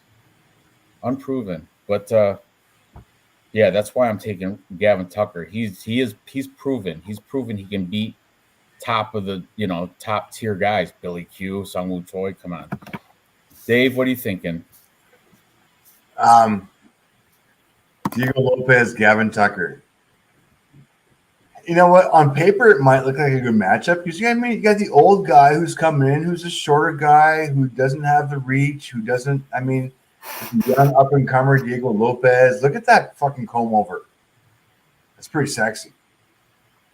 I think his hair is different now. You got to pull it off, and I mean, both have equally nice tattoos. I will admit it. Can I go to stats real quick? Yes. All right, stats. Gavin Tucker, strikes land per minute, 4.39 versus Pretty Boy's 2.26s. Now, mind you, Gavin Tucker does have a 4.28 strike absorbed per minute.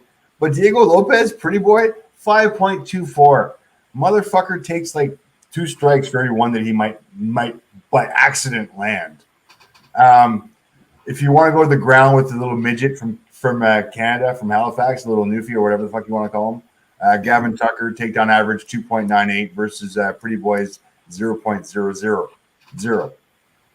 0.0000. I will give Diego Lopez, he does have a higher submission average. Not going to be able to submit Gavin Tucker. I apologize. I'm with you here, man. The guy with the experience. Yes, he's smaller. Yes, he doesn't have the reach advantage, but he's got the same weight advantage, kids, and he's got a way better record. I don't know why he's the dog either. Diego Lopez minus 170, Gavin Tucker plus 140. As far as the fight to go the distance, bookies are looking at yes plus 120, no minus 160. So the bookies are looking for Diego Lopez to finish the fight within distance. Bookies are looking for Diego Lopez to finish the fight within distance. Just because look at the red in there. No. This is why. Because he's beat Kenneth Glenn, who was 10-8, and Angel Rodriguez, who was 10-10. Really? Because he knocked those guys out? Oh, and he might have fucking armbarred Maciel Fullen, who was 14-7 in the Lux Fight League like 2.5 years ago. Okay, I get he's got a bunch of finishes on his record against a bunch of fucking cans. This guy is so unproven. It's not even funny. If you're going to put him against Gavin Tucker, who has the repertoire of Billy Q, Justin Jays, Sungwoo Choi, Ricky Glenn, Nate Landwehr. Oh, I wish that fight would have been so good, Nate Landwehr. Shit, that would have been a good fight. Danny Ige. I bet you Ricky Glenn beat the shit right out of the Kenneth Glenn. Yeah. Well, regardless, I don't understand why the bookies have Diego Lopez as such a minus 170 advantage. Because he's taller, younger, and has more reach. That's why. Yeah, but have you met Gavin fucking Tucker? Like, he's not a pushover. I know. Like, and he's got the experience. He's got the record. Yeah, he's 34, but 34 is not old. It's not. It's like still prime. I'm 48. I'm pretty decent shape. Like 34, I guarantee you in UFC as far as this goes. He does still have that comb over hair. Still has it. Always. I'm sorry I'm gonna get you this video will get copyright me. I get it. He's a shorter fighter. Yeah. He's muscled up though compared to and we'll go with the Dana White theory as well. Yeah. Just looking right at him. Yeah. All right. Before we move on, I'm sorry to be such a flip flopper, and like I was like, it looks like I don't have a spine right now, but you guys convinced me with the stats and with the whole going over the schedule, making fun of me.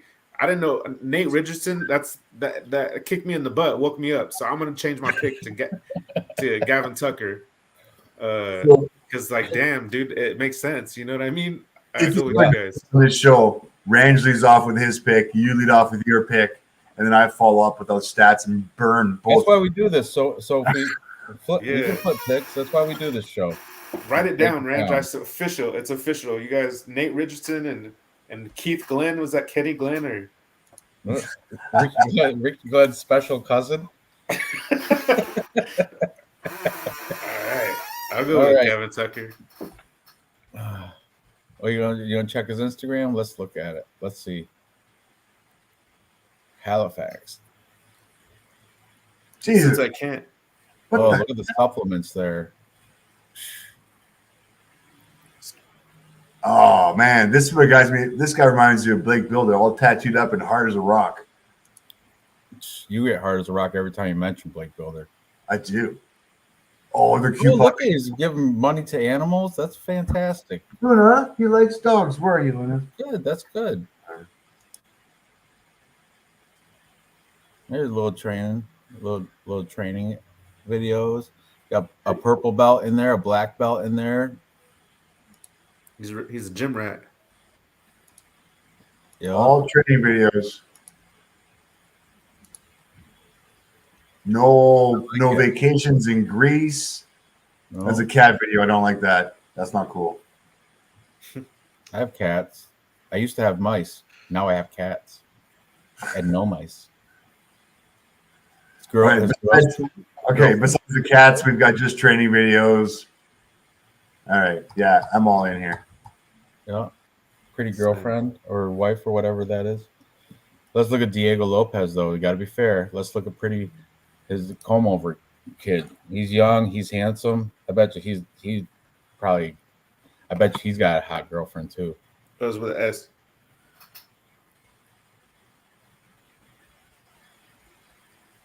I don't like the hair. It's weird. You got pictures of him taking off his shirt in the sauna, losing weight. Hot box, yeah. Oh, look at the sweat off him, man. It's getting me hard. Oh, nah. Yeah. I'm ready. I don't see many training videos. I see a lot of posing videos. I don't see much. Where's he out of? Lobo Gym. Oh, I heard about this kid though. He is the BJJ coach at Lobo Gym.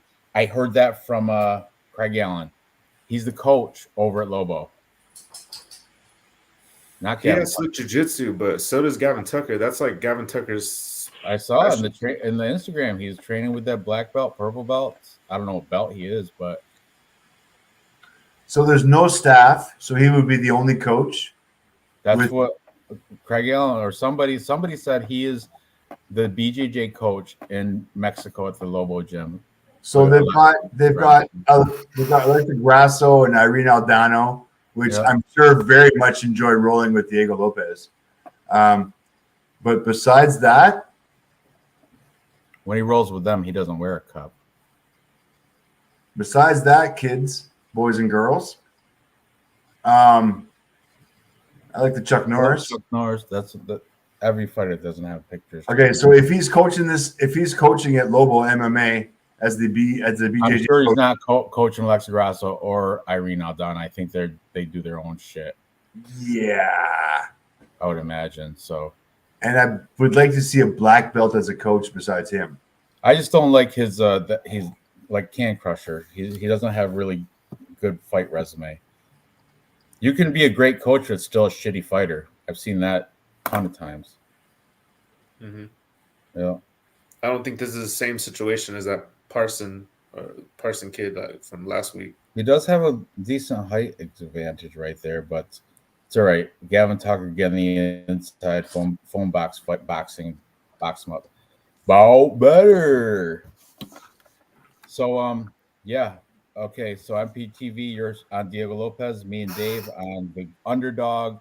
No, rewrite that. I'm gonna go with Gavin Tucker. I'm gonna even put it in our Tapology league. Right. I forgot you flipped. Yeah, and I'm gonna do a DraftKings card.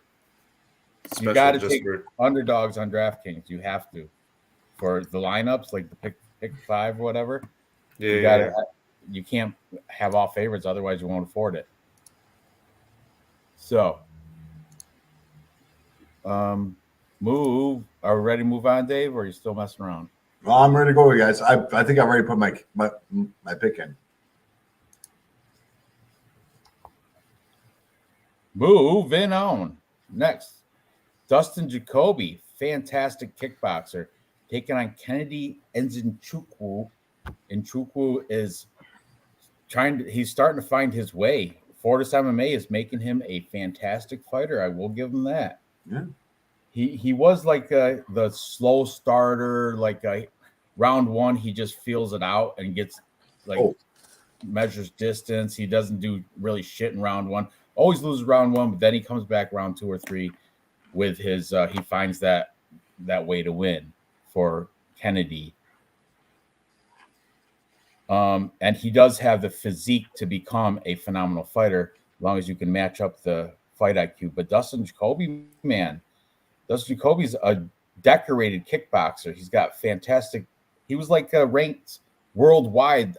Somebody said he was like ranked, like numbered 1 or 2 when he used to be a kickboxer back in the day. But the African Savage, man, coming off 3 wins, Carl Roberson, Ian Kutalava, and Devin Clark. Before that, though, he lost to Nikolai Negumarianu, and Dawoon Jung. Dawoon Jung housed him. Dawoon Jung used his wrestling. He didn't, and Kennedy didn't even know what to do there. He didn't know how to react because his wrestling defense is just spread his big tree trunk legs, and hopefully he stands up and doesn't get taken down. But yeah, there's a hole in there. But Dustin Jacoby's he's not a wrestler, he's a kickboxer.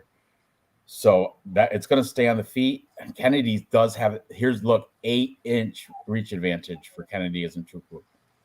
Man, this is tough. I'm kind of leaning Dustin Jacoby though, because I like Fortis MMA, but Factory X Muay Thai also has that. They have a fantastic coach. What's his name? Montoyo, I think his last name. Both these gyms have fantastic cage side coaching. Saeed Sayouf for whatever from Fortis, and then that Montoyo guy from Factory X. But plus money on the Hanyak, Dustin Jacoby. I don't know. Kennedy's starting to find his way to win, though. He's starting to use that reach to his advantage. So, man, it's tough one. What are you guys thinking? You guys convinced me.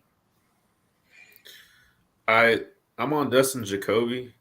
I watched a little tape on both of these guys right here. Kennedy, I watched his fight with Carlos Ulberg because I figured Carlos Ulberg's a kickboxer as well. So I thought maybe I could see how he handles himself against a kickboxer. In the first round, Carlos Ulberg pieced him up big time. Pieced him up really well. Like, I thought, damn, I can't believe Kennedy, because you already knew the outcome. So I'm watching this like, how does this man come back? I can't believe he comes back in this fight. And I think Carlos Ulberg, I even thought about it so much. I thought, man, maybe he'd be coming here from Australia, just give him jet lag or something, like, because he just fell off a cliff. And I don't think Justin Jacoby does that. He trains at altitude. He's going to have that's Colorado, Factory X. That's Colorado, Jim. He is on a 2-fight skid. That's what also scares me. But Khalil Roundtree, that Mercer guy, whatever, he started coming back. Was 12-0. 12-0. He started coming back in the third round against him. And Kennedy and Nchukwu, he pushes his punches. He doesn't look like, he's still a little green in that area. He's got power, but he pushes his punches. And I think Dustin Jacoby's seen that before. I think he can hang with them. The age difference kind of scares me, but honestly, I won't change no matter what Dave says or the stats say. This time, I'm on Dustin Jacoby by decision. For sure. The volume. Attaboy. Me too. Plus money. Mm-hmm. Dave? Kennedy and Nchukwu, and you guys might have something here. 4.89 strikes landed per minute versus 5.44. Dustin Jacoby been around the UFC for ages. These averages are very consistent and very reliable. Kennedy, as everyone has mentioned, kind of start off slow, a little bit slippy, never wins the first round, has kind of started picking up, but has grabbed some traction over the last 2 fights. Regardless, his stats are still 4.89 and 4.23. Positive striking ratio, high volume. Justin Jacoby, positive striking ratio, high volume. Kind of like it. In this fight, the way it squares up, I really, really like the fact that 6'5" versus 6'3". Ain't many people 6'5". It's hard to find a training partner. Pretty close, though. The thing is the reach. The reach. It's hard to find a sparring partner who is 6'5" with an 83-inch reach advantage. I don't care who you are. They don't make that many bodies like that. Kennedy, the reason Kennedy is in the MMA, he's learning. He's been growing gradually. I'm very confident that every single fight that I've seen since his 2 losses have been better and better and better. And I'm confident that this fight is going to be better even still. On the ground, as far as that goes, 0.69 versus 0.40, a wash, takedown defense, 60%, 80%. I think this fight is going to be on the feet. And if this fight is on the feet, Dustin Jacoby, once again, just because Kennedy is the way he is, might steal the first round. He ain't stealing the second, and he ain't stealing the third. No way. I will disagree with you guys all day long on this one. So you're taking Kennedy, African Savage. I am taking the favorite. The bookies call for the favorite, and I think this is going to go the whole way. By the way, fight to go the distance. Yes, minus 105. No, minus 135. I think Jacoby's got enough experience to be able to last, but I think the size, the reach, the kicks, just the standing. Have you seen Kennedy kick a lot? Dustin Jacoby kicks a lot. You're about to. So than Kennedy. This is where unfortunately this is one of the fights where the stats goes out the window. Kennedy is up on the rise. If you took his stats 3 fights ago compared to his last 2 fights, it'd be so different. So different. This kid's on the rise. I'm leaning towards Kennedy. See, I won't pick a guy who's on the rise who has never fought in the UFC before, but I will pick a guy who is on the rise, made it to the UFC, has a couple losses, and now has figured shit out, and he is just a physical phenomenon. Let me just hang on. Damn. Like, he's got the fro, which is not going to help out. He's a specimen. He's 6'5"? Put him in the NFL. You know, he'll make millions in the NFL. Justin Jacoby, 18-7. This is going to be 18-8 for him. It's going to be hard. I feel bad.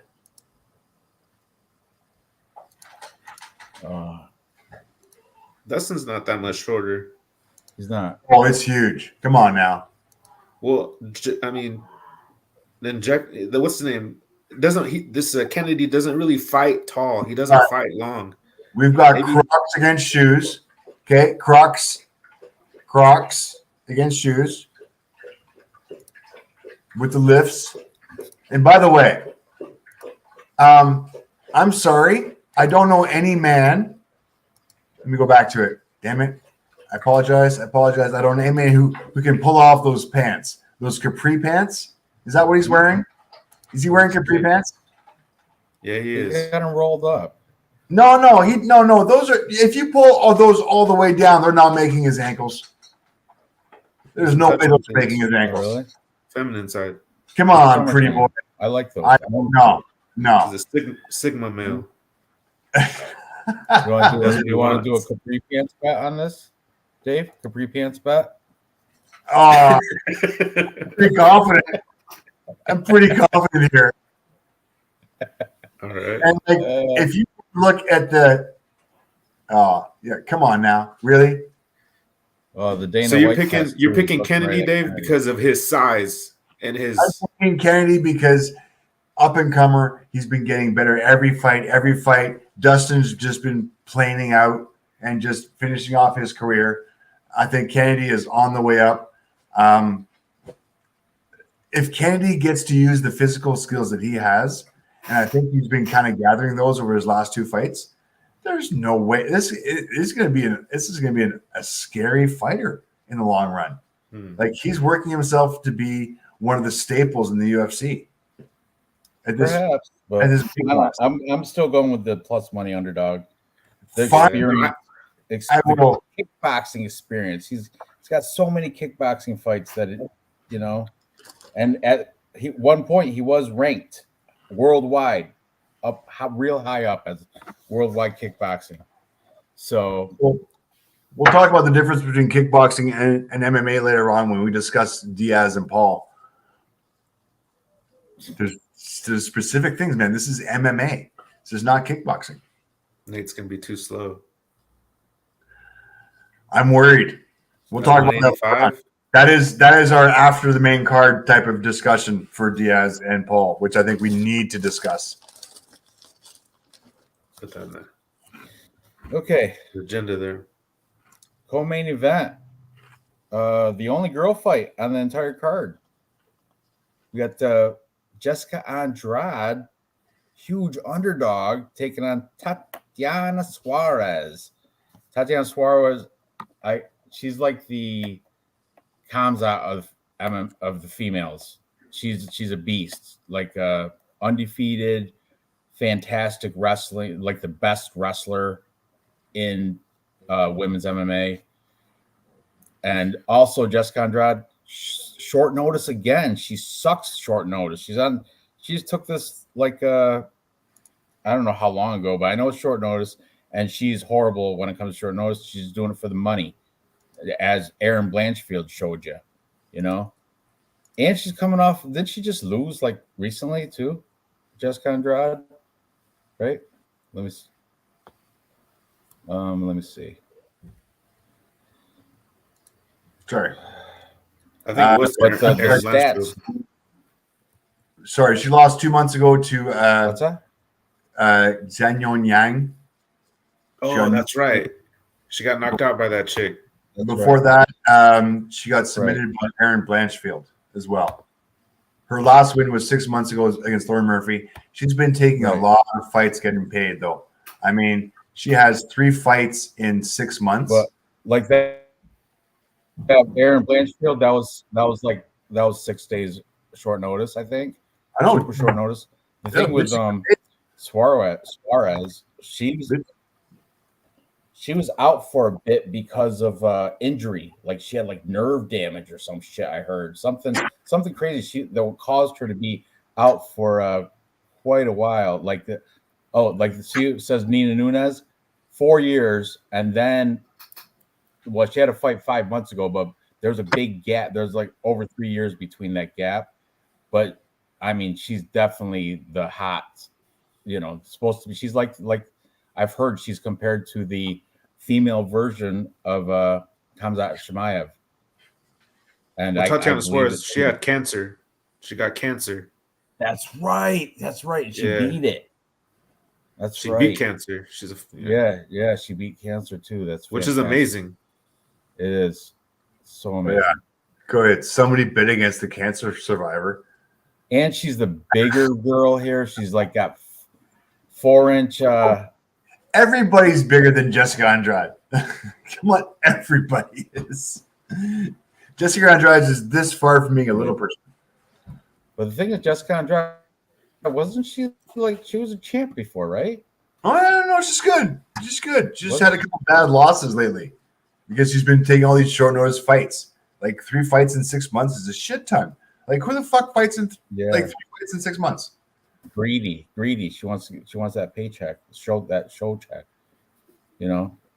She's 31 years old. I mean, getting to the end of the career. I don't think this weight class has far to go. I mean, let's be honest. I don't want to talk about the elephant in the room, but 115 as far as weight class goes, who we got here? It's not a great weight class. Well, they both made weight, right? Anybody use the box set of shame? I can show you. This is easy. Take Andrade. Share screen already. Come on now. All right, I'm coming. Because you can actually play this one. This one is not copyrighted. Full Send MMA. Right. I heard Andrade has naked pics on. She has like an OnlyFans. Oh my god. Hey, so I'm just gonna go ahead and share this, but I subscribed to Aileen Perez's page, and I don't regret it to this day. It's amazing. So shout out to Aileen. There you go. How much is that a month? It's free. It's so awesome. Free? Yeah, it's free. I mean, she has like these little like blocked ones where you kind of have to like pay. I shouldn't say it too loud. You kind of have to pay like $5 or $10. But I got a crush on her. I got a crush on Aileen. She has a free OnlyFans where you can kind of see shit, and then she teases you, and you have to pay to actually get in there. Yeah, but the regular ones work for me just fine. I just gotta get second base. Once I get second base, I can just like dream my way home. Oh yeah. Oh yeah.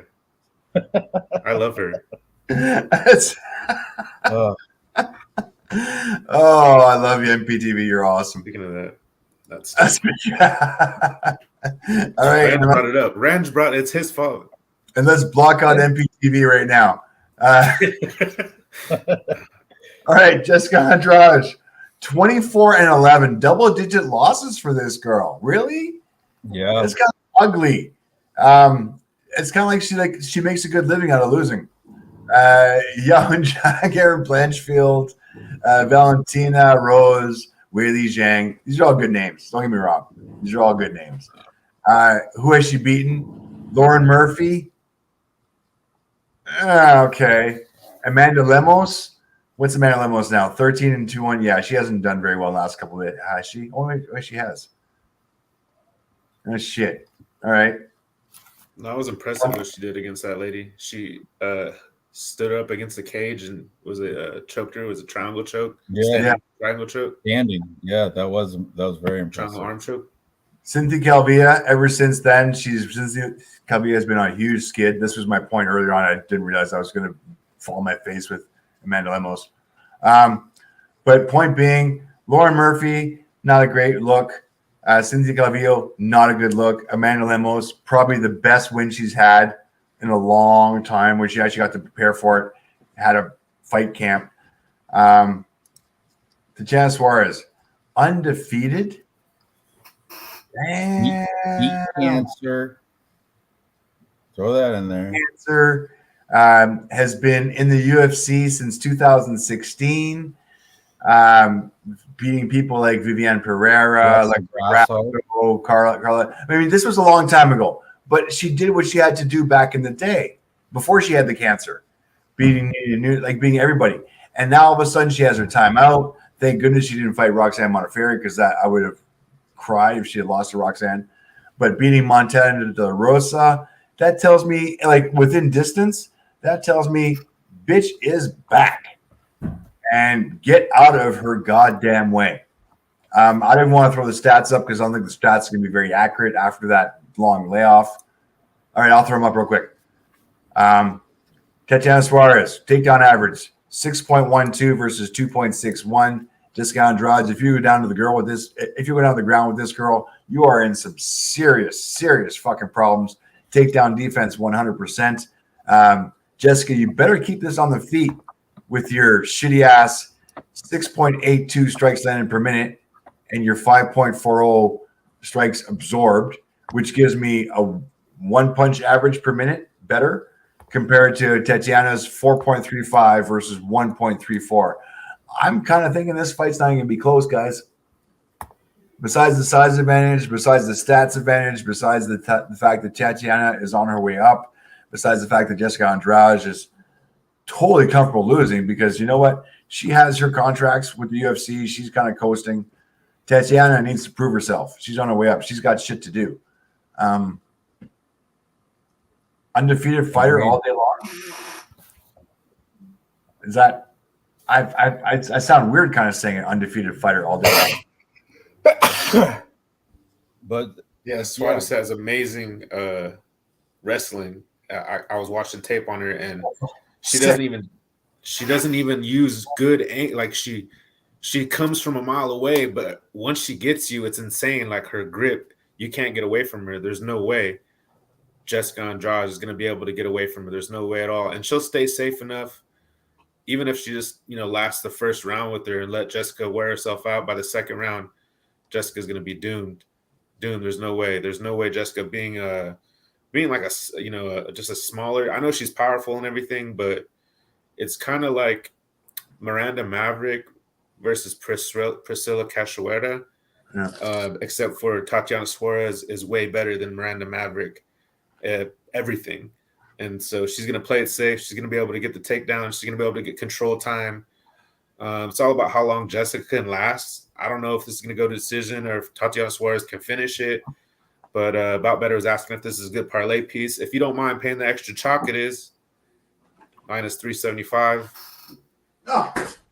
Yeah, minus 400. It looks like. That's the widest kind of card, right? I've got it minus 400 on a girl fight. I'm going to puke. I think Ranj, do you throw something like this in your 5-teamer or no? No. No, Definitely not. Definitely not. okay. I'm gonna learn from the man because I never did a 5-teamer. I'm gonna do one here. Combo parlays. That's how I do it every week. Minus 400. I think we spent too much time on this fight already. Yeah. I'll do a quick little face off for the pretty girl. We saw the weigh-ins. The young man. It's Jessica Andrade. Here we go. And face off. Polite, respectful. Oh, in the face. Ooh. That one. Height advantage for sure. If Reach anything, advantage. take a flyer on. Yeah. Dog or pass on this one, kids. Dog. Suarez gets her big time. No, Easy. Yeah, Suarez all day. Yeah. Oh yeah. Right. I mean, very, very confident. If you're going to put any money down, it's not worth the money. So if you're going to put any money down, it's a dog or pass kind of play, especially on a girl fight. Yeah. Guys. Oh yeah, for absolutely. Like, right. Who knows? Maybe Andrade go in there and piece her up. I will She kind does of have that mad aggression. She's very aggressive. I don't think this fight's going to go the distance, though.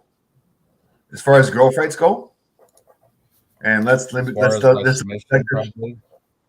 check this real quick. Yeah, fight to go the distance. The bookies no minus 250. I can't even do that one. Yeah, fight to go the distance minus 250. I can't even bet on that one. There's so many other better fights to bet on. No betting spots for that. Damn it! Shit, I thought I might have snuck one in there. Yeah, Tatiana Suarez stats on the ground. We did the series, didn't we? Okay. Main event time. Ready? Yep. Corey Sandhagen taking on Rob Font. This line, I think, is a little wider than it should be. Corey Sandhagen on tap. Look, minus 350 on Tapology. I don't think that's correct because Rob Font is, man, he's got a ton of volume. Rob Font actually, part of that New England cartel out of Boston.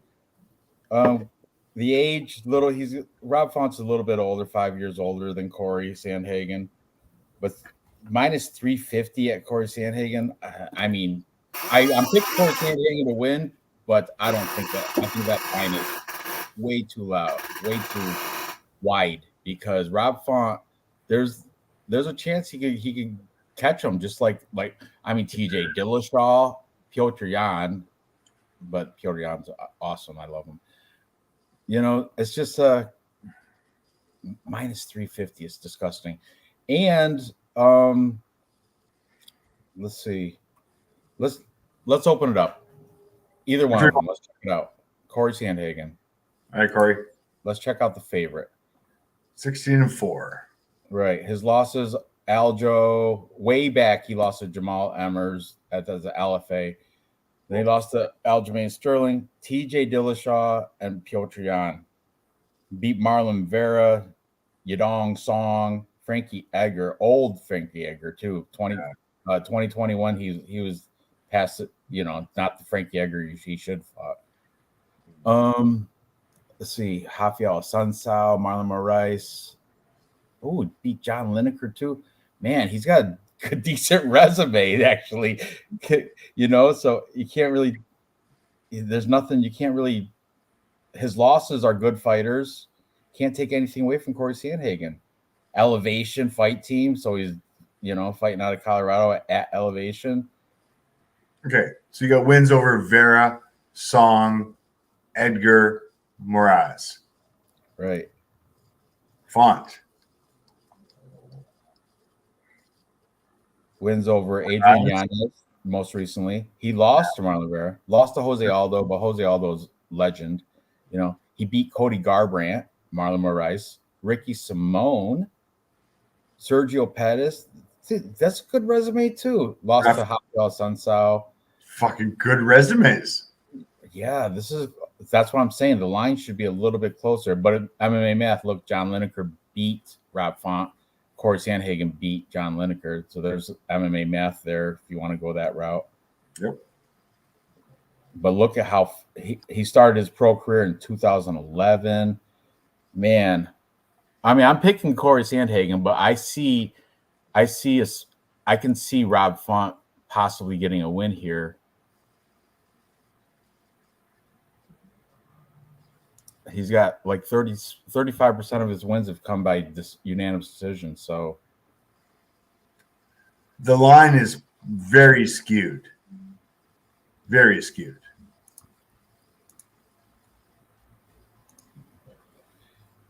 MPTV, you on mute there, bud? I'm going to tell you, I think that I just worry about Rob Font's age, this weight class. Oh, what's going on? Jesus is Lord. But I worry about Rob Font's age class. He's 36. With Corey Sandhagen is 31. It looks like his eyes are sunk in there. Not to interrupt you, but look at that. No, you're good. He had like a bad weight cut, looks like. You probably did. But doesn't get easier as he's done it a lot. I'm with MMA Jesus. I think Corey Sandhagen by decision, but would it surprise me that Rob Font like styles on Corey a little bit and just outboxes him for 5 rounds? It would have surprised me. I could kind of see that happening, but I don't know. I just think he's, if this fight were to happen like 4 years ago, I would probably pick Rob Font. But just for the fact that he is 36 and he's gotten his ass, he's gotten whooped. We've been pretty good today, huh? He's gotten whooped. Got whipped by Marlon Vera. And he outstruck him by like 100 significant strikes. He got 271 significant strikes and still lost. And that fight could have been stopped. It was really ugly to watch. I remember that fight. It was ugly. So that, taking into account with that damage he took, I got Corey. And I do believe Corey has he might have some like high school wrestling background. Well, I think one of these guys do. I heard. But it should probably stay standard, and Corey will piece him up, I think. I think Corey's going to outvalue him. I agree. Decision, Sandhagen. He's kind of looked underwhelming sometimes, like that fight against TJ Dillashaw. Not to take anything away from TJ, but, he had like a bad shoulder and everything like that. Oh, so it right. kind of makes you think, that. And TJ is not a young man.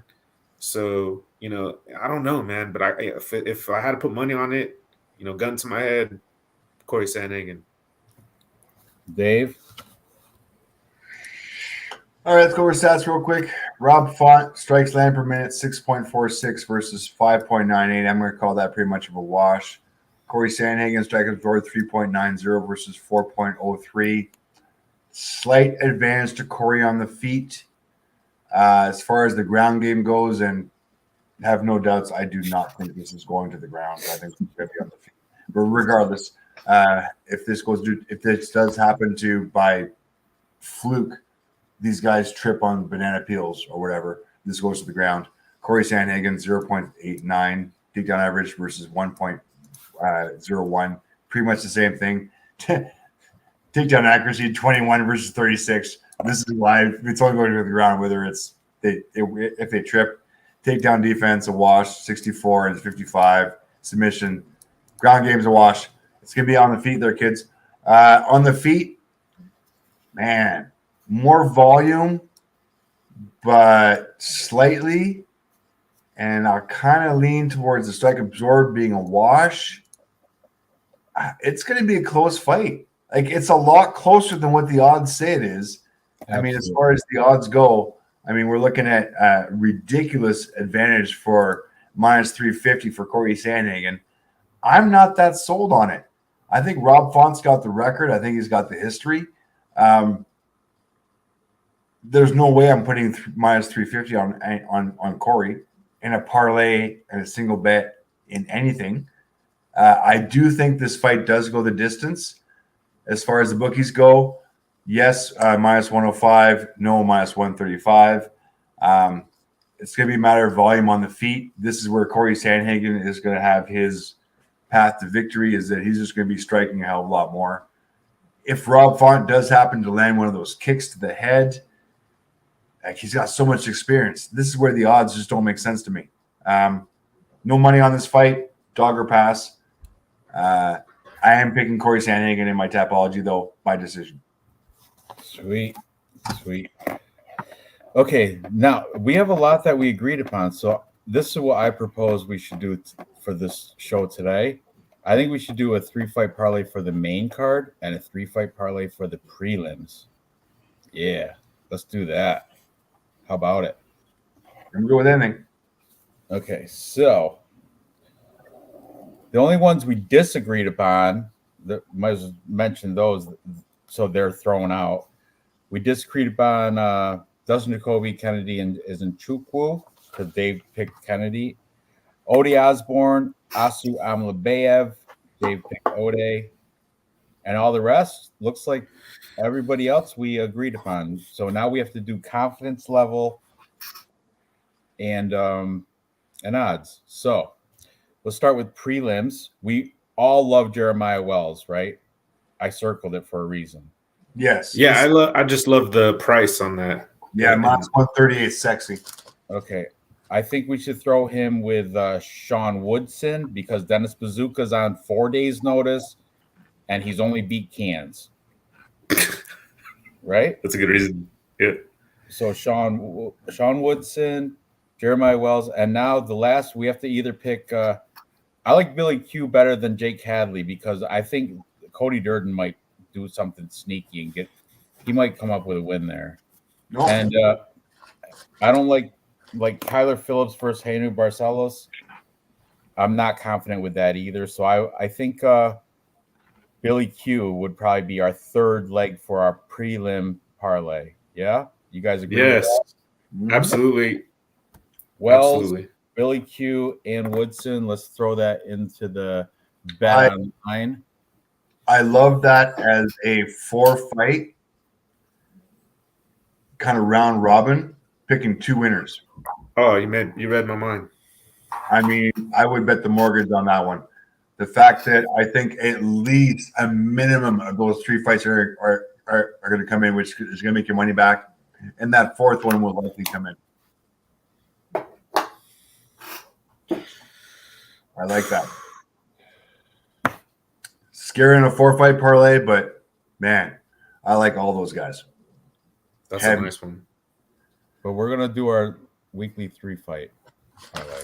So, all right. Who do we say? Prelim first. We're gonna do a prelim parlay first with Sean Woodson minus 178, Billy Q is minus 172, and Jeremiah Wells minus 120. That's our moneymaker right there. The odds flipped real heavy on that one. It started out at minus 188 or minus 180 for Jeremiah Wells. That's the only thing that scares me too. I'm just like, what? That's when I feel like there's a chance for the judges to be sneaky right there. Are putting money on Carlson Harris. Yeah, somebody knows something. Like ever since freaking one dude, what's his name? That started cheating. He was a MMA coach, James. Yeah, what's his fucking Kraus. Yeah, ever since him, I always think that every week, like, they're doing some back behind the scenes type shit. Plus 352 on this. That's nice. Our three leg prelim parlay. Now we're gonna put in for the main card parlay, which we have to discuss. So the only one we can't pick is Dustin Jacoby Kennedy isn't Chukwu. We're gonna take out the Tatiana Suarez because the odds are ridiculous. We're not going to take Corey Sandhagen either because odds are ridiculous. So we're left with, it picked the Forest, and they're all, one of them is plus money. Gavin Tucker, Tanner Bozer, and Ignacio Bahamondes. That balances out. Yeah, it does because Bahamondes is minus 2 something. So let's see. Damn, Canadians holding it up again. I love Canadians. We fight like motherfuckers. What's that? I said we fight like motherfuckers. Ever since GSP came in, that UFC, the MMA community in Canada has just exploded, and there's some talent. Oh, plus 500 on that one. All because I think it's because that Gavin Tucker plus 500. So, okay, now I'm gonna post these to the stream.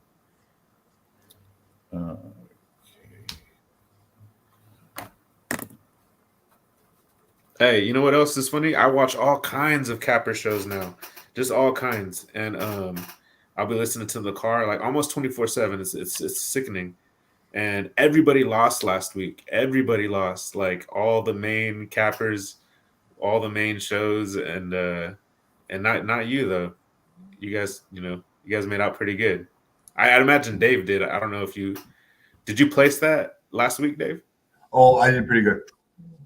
Nice. I was up 3 units as of last week. I think I put 4 bets in.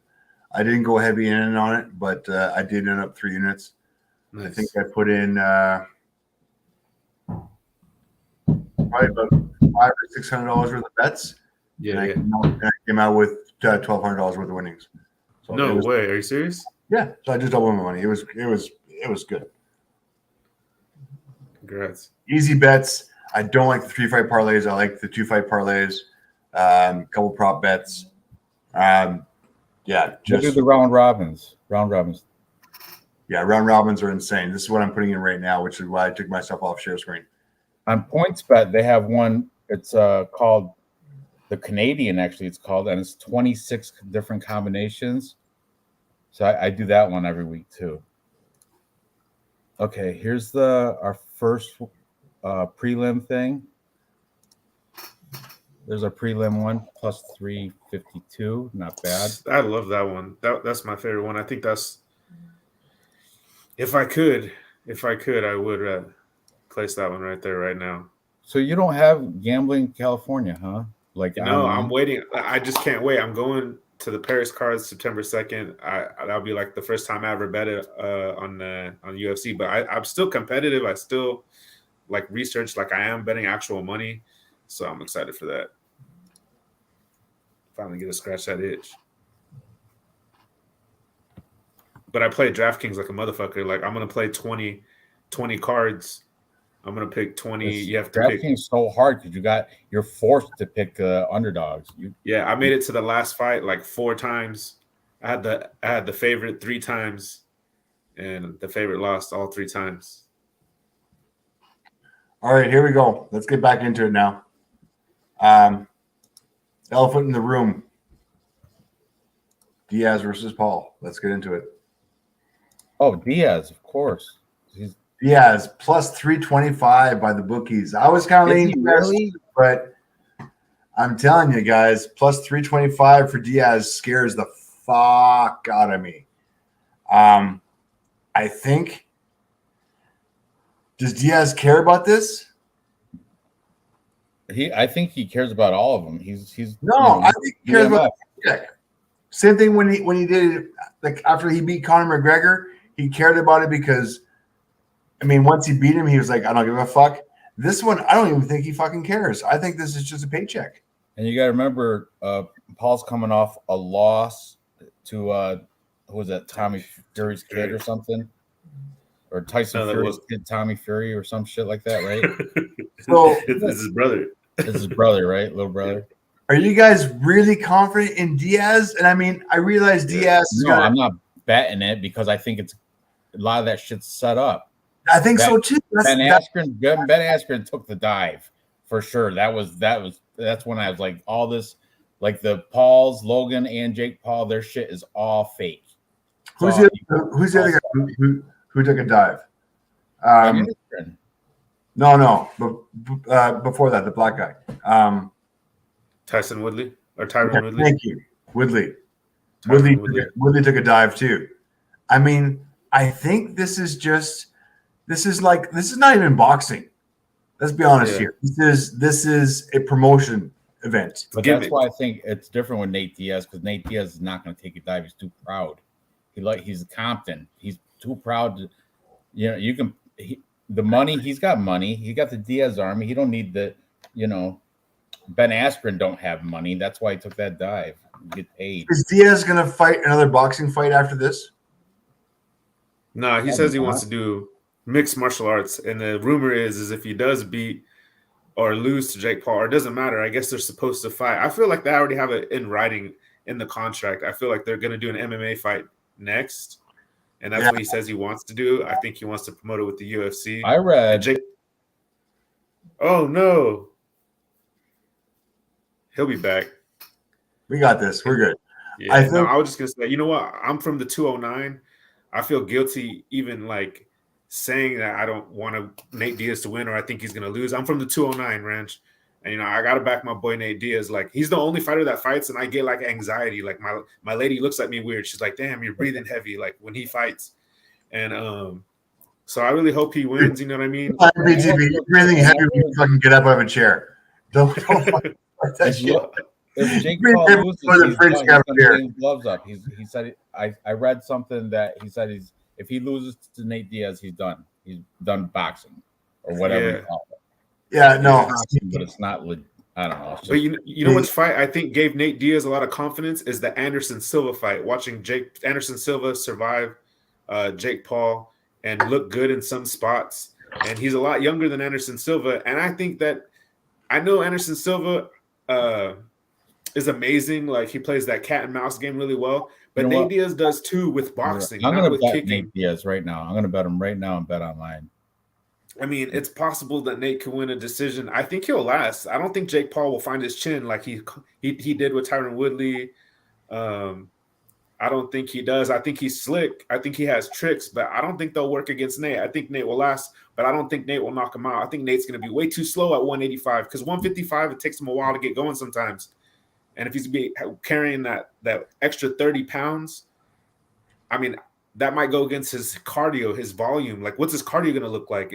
Maybe his optimum cardio, which is the main weapon, is for 155, 170. Maybe this extra 15 pounds will mess that all up, you know. And maybe Jake can get him out of there because he gets so tired. I know. He, you know, he's a triathlete, whatever. But yeah, he's a fucking cardio beast. You're telling me Nate Diaz is going to gas? No, Nate Diaz. The problem with Nate is that he's going to tap, tappity tap, tap, tap, tap, tap, tap, tap, tap, tap, tap, tap, point, tap, tap, tap, point, and not really have any power. And he might outpoint him for the first little bit. But what I'm worried about is all the cartilage on Nate Diaz's face. Yeah, he is gonna bleed quick. He's a bleeder. And I have this horrible thing about Jake Paul just fucking ripping one out and just cutting Nate over the fucking blood leaking into the eye, something happening to be a doctor's stoppage cut, which of course is going to be a Jake Paul win, which is kind of going to give Nate Diaz a little bit of redemption. And then they're going to win the MMA. And then obviously Nate Diaz is going to win the MMA. So I do think Jake Paul is going to win. I think it's going to be by something odd. Like, it's not going to be something normal. It's going to be not by points. I think Nate Diaz is going to be able to point him. I do think Jake is going to be able to cut him in the third or fourth round. This is a 10-round fight, right? Yeah. No, it's a 10-round fight. I feel like something weird's going to happen too, Dave. Yeah. I concur with you. Nate Diaz is going to be bleeding. Over at 8.5. Yeah, Nate Diaz is going to be bleeding for the 8th, 9th. So Nate Diaz is going to be bleeding for at least 3 or 4 rounds. It's going to look horrible on him. The doctors are going to be called in. This is not a real boxing fight. So I think as soon as the doctors are called in, it gets called off really quick. There's going to be some kind of decision before the decision, if you know what I mean. Yeah. Does that make sense? Yes. I mean, and Nate Diaz is going to look like a warrior still because he didn't give up. It's the doctor that stopped it. They're both gonna they're both gonna look good walking away from this. He's not going to start fighting until he's bleeding. He's going to be winning that round as soon as his face gets covered in blood, and then they're going to stop it. I just don't see it happening where Jake Paul knocks Diaz out. That's not gonna online has Francis Ngannou and Tyson Fury odds October 28th. It says. Yeah, plus 800. Tyson Fury's minus 1500. Yeah, Mike Tyson's training Francis Ngannou. He is officially his trainer. Yeah, that's awesome. It's friggin' got a hypnotherapist to fucking knock him out. And actually, no, this is not even. Don't even bother. This is another one where you know what, MMA fighters should not be in the boxing ring. I appreciate the power, but Fury is such a skilled, like Fury's gonna layers of skills. Anyways, Diaz Paul, where are we at? I just bet on Diaz right now at +3. Oh, you're the whatever, man, Ranj. something. You're the fucking man. No, I didn't bet. I threw $20 on it, so that's it. No, still. Yeah. $20 doesn't count. That's like a beer at a fucking game. What's Paul's side of the odds? Minus. Let me see. I got it. What, 300? Minus 450. Minus 425 on Bet Online. Wow, that makes sense. The over under 8.5 rounds.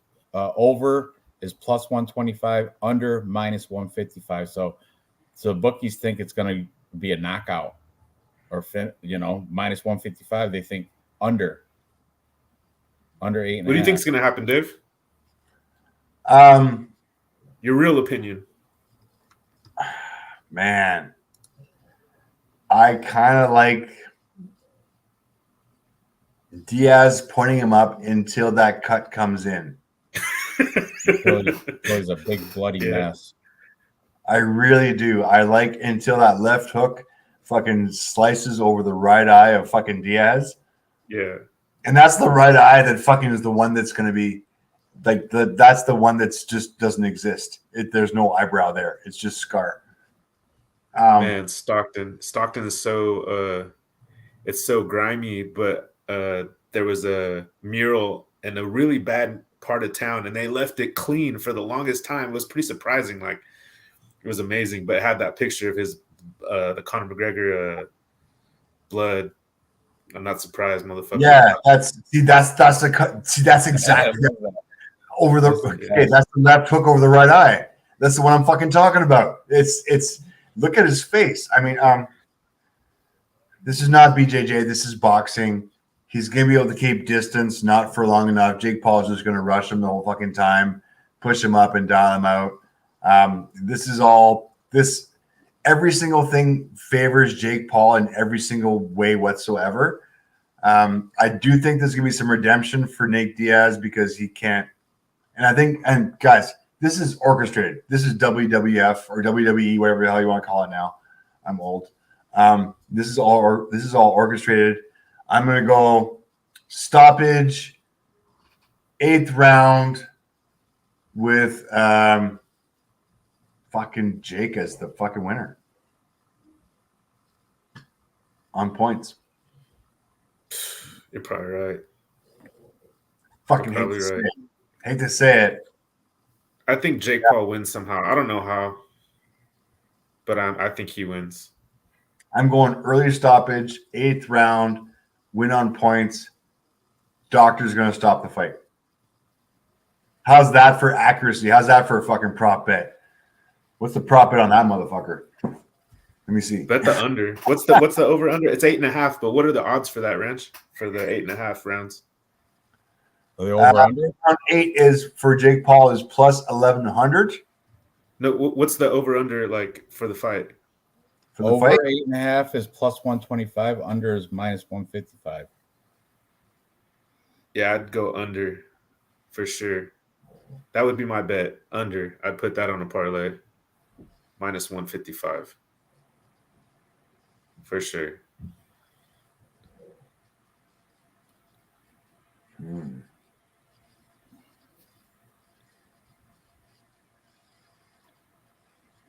For sure.